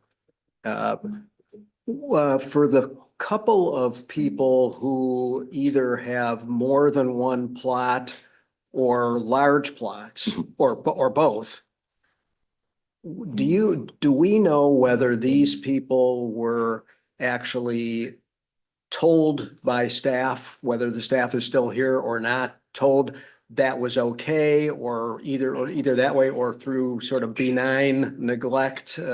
Did these PPATCH holders just kind of do this on their own and keep their fingers crossed, or what? If you know. It is a challenge with staff turnover over the last couple of years. We honestly don't have a great background on what may have been said at certain times or not. That's a real challenge. I do know that in some circumstances, individual PPATCHers have taken over the neighboring plot because it was vacant or their friend told them they could.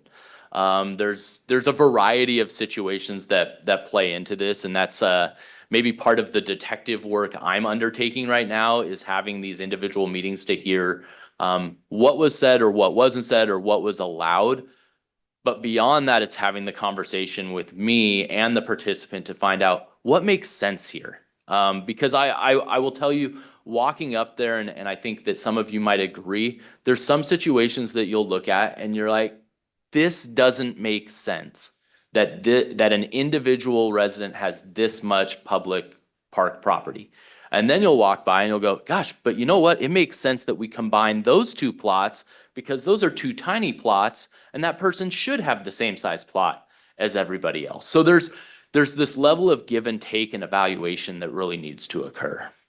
Well, thank you, but it may not make sense if you're starting from scratch. if some of these people, whether these two people or other people, were given permission either explicitly or implicitly to have bigger plots or more or multiple plots, I'll have to say I feel more sympathy toward their kind of viewpoint that, I've spent 17 years or whatever it is cultivating this. And now the city, I know this is not what you're talking about. The city's going to come in and make me rip all this stuff out in 6 months. I know that's not what you're doing, but when we try to make the program equitable, if I am a resident of Mercer Island, and if it were true that P-patch holder X had been told by staff, no, you can have the second one or something like that, I might say, you know what, I think we ought to honor that, or at least honor it for a period of years. And I know that I've asked, and I've talked about this, I'm sure you've talked about it, and this is why you're meeting individually as well as with the group to sort of see what the lay of the land was and is. But I do have a little bit of sympathy, unless it's just somebody who's just kind of on their own, taking something over, then I say, fine, that's on you.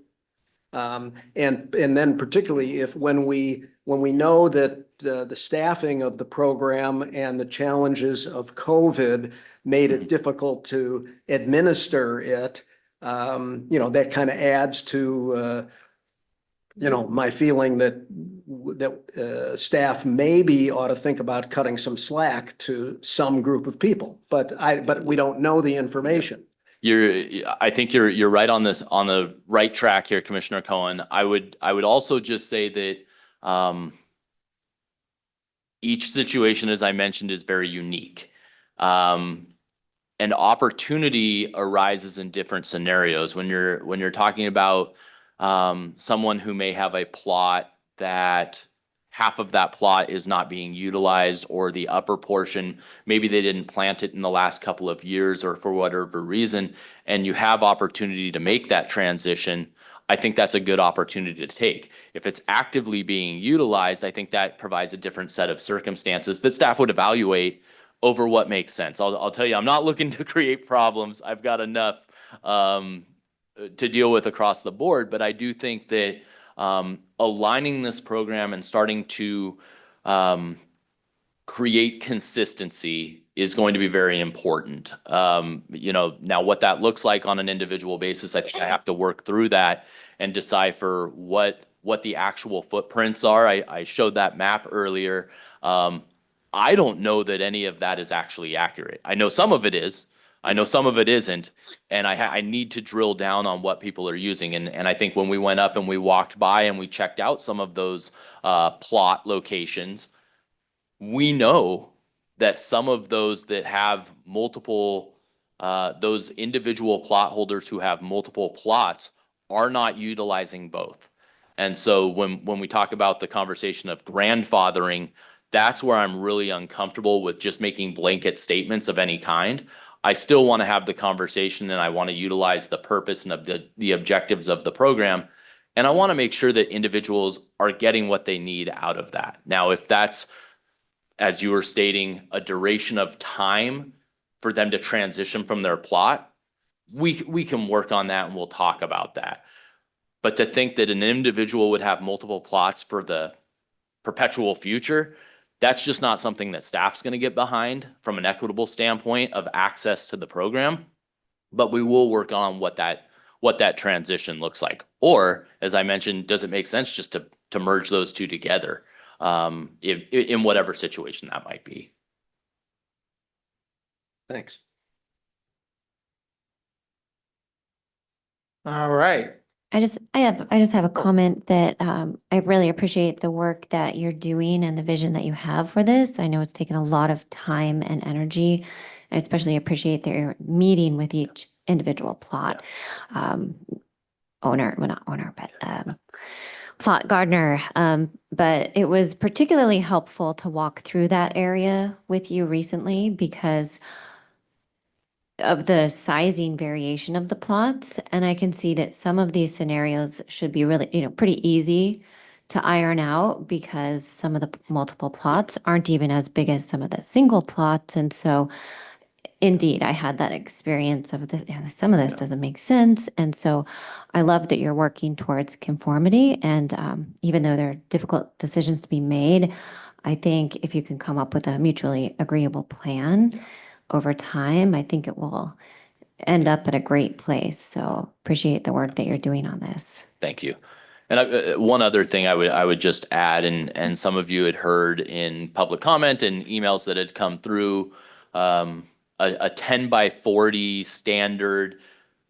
We all walked up there. There is no standard up there. I mean, and I'm not, there is no way we're going to be able to come up with one.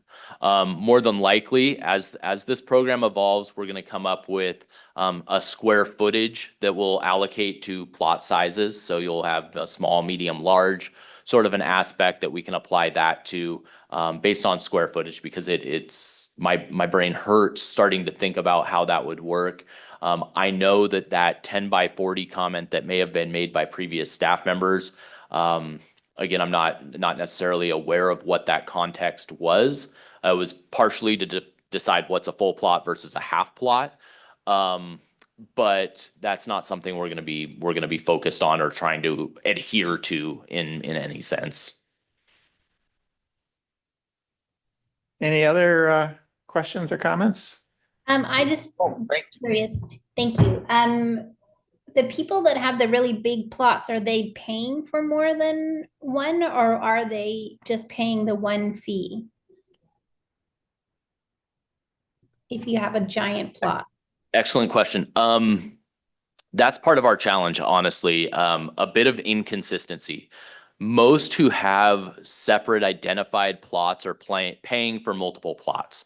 One thing I will say regarding payment and things like that, this program, and I'm going to get deep into the weeds here just for a second, is in tier 4 of your pyramid that we all discussed in great detail, which is individual benefit. It's on that side of the line. This program is very, very heavily subsidized by taxpayer dollars, which is great. That's why we are focused on providing the opportunity.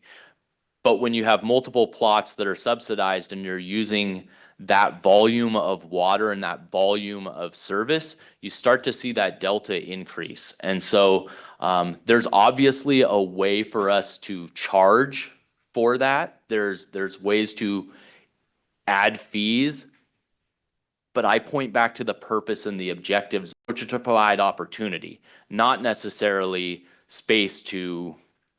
excessive space to cultivate or to add additional. So it's one of those things that I weigh and I think about is, what's the community input into this program financially, and that's pretty large. So Thank you. Commissioner Marks. I also appreciate all the information, and I'm sure, knowing that there's a large wait list, like, over 20 people on it, I'm sure that they'll be very happy to have the opportunity to have a pea patch site, and also just grow the community and spread the benefits. So I think that that's really important. I appreciate you doing it. I was thinking about that, the one-on-one commitment that you're making with your staff is that's pretty intense, considering, I don't know, if you think about the whole population of Mercer Island, and then we have whatever it is, 50 people, so anyway, thank you for doing that. Thank you. And I'll just say it's pretty fun. When you think about what we're talking about here and the group of people I'm getting to work with and including, the two public comment, they're park supporters. These are individuals we're talking with quite a bit, and as well as those who are participants up in the program. And I've had a lot of fun getting to know them as well, and starting to build that trust. A lot of this falls into line of change is scary, and it sounds like a Band-Aid being ripped off, but we are truly working on this collaboratively, and building some relationships here. So thank you. All right. The last item of business is absences and commissioner reports. Commissioners, do you have anything to report, including planned absences? I have one. Okay, Commissioner Burston. I mentioned to Sam during the recess, the amazing job the maintenance team is doing in clearing out the seasonal leaves that have bombarded our pathways. One day walking through, you can't even tell where the path begins or ends, and the next day completely swept free. But of course, the next day after that, more leaves. But kudos to the maintenance team for doing all that work. Thank you for that. I Oh, have something. Commissioner Cohen. I can't tell you how many times I've walked from my house down to Groveland. And the last time I went down there was about 10 days ago. And I discovered something I'd never noticed before. I think maybe I told you this, Ryan. I didn't, you know how you walk down the paved area that has truck access? And I don't know about anybody else, but I always walk up that same thing and it's a real pain. The other day I was picking up some garbage and I noticed, and I was looking for on the way up, and I was looking for a trash receptacle and I saw one in the playground area. So I walked up that little step to get there from the asphalt and to throw this stuff in there. And then I saw this other set of steps going up from the playground area, and it kind of switchbacks a little bit up past these houses there. And it was so much easier walking up than I'd ever realized it. And I never realized that because I saw these steps coming down. I said, boy, somebody's made these steps from their house and they, encroaching on public land. And then Ryan or somebody said, no, those steps are there. And so if you're ever down at Groveland and you didn't know this before, and it's an issue for you, it's much easier because it doesn't just kind of go straight up pretty much. It meanders as much as it can there in a small area, but it steps, wooden, whatever you call those box kind of steps. Sounds like a candidate for signage. Yeah, I was gonna say, maybe we need a big lit hot pink sign that says this way. All right, okay. All right, let's bring this home. The next Park and Recreation meeting is a special meeting on December 12th, 2024 at 5 p.m. The time is now 8:41 and the meeting is adjourned. However, as a reminder to commissioners, please stay seated until the city staff has terminated the Zoom broadcast. Good evening and thank you for joining us this evening.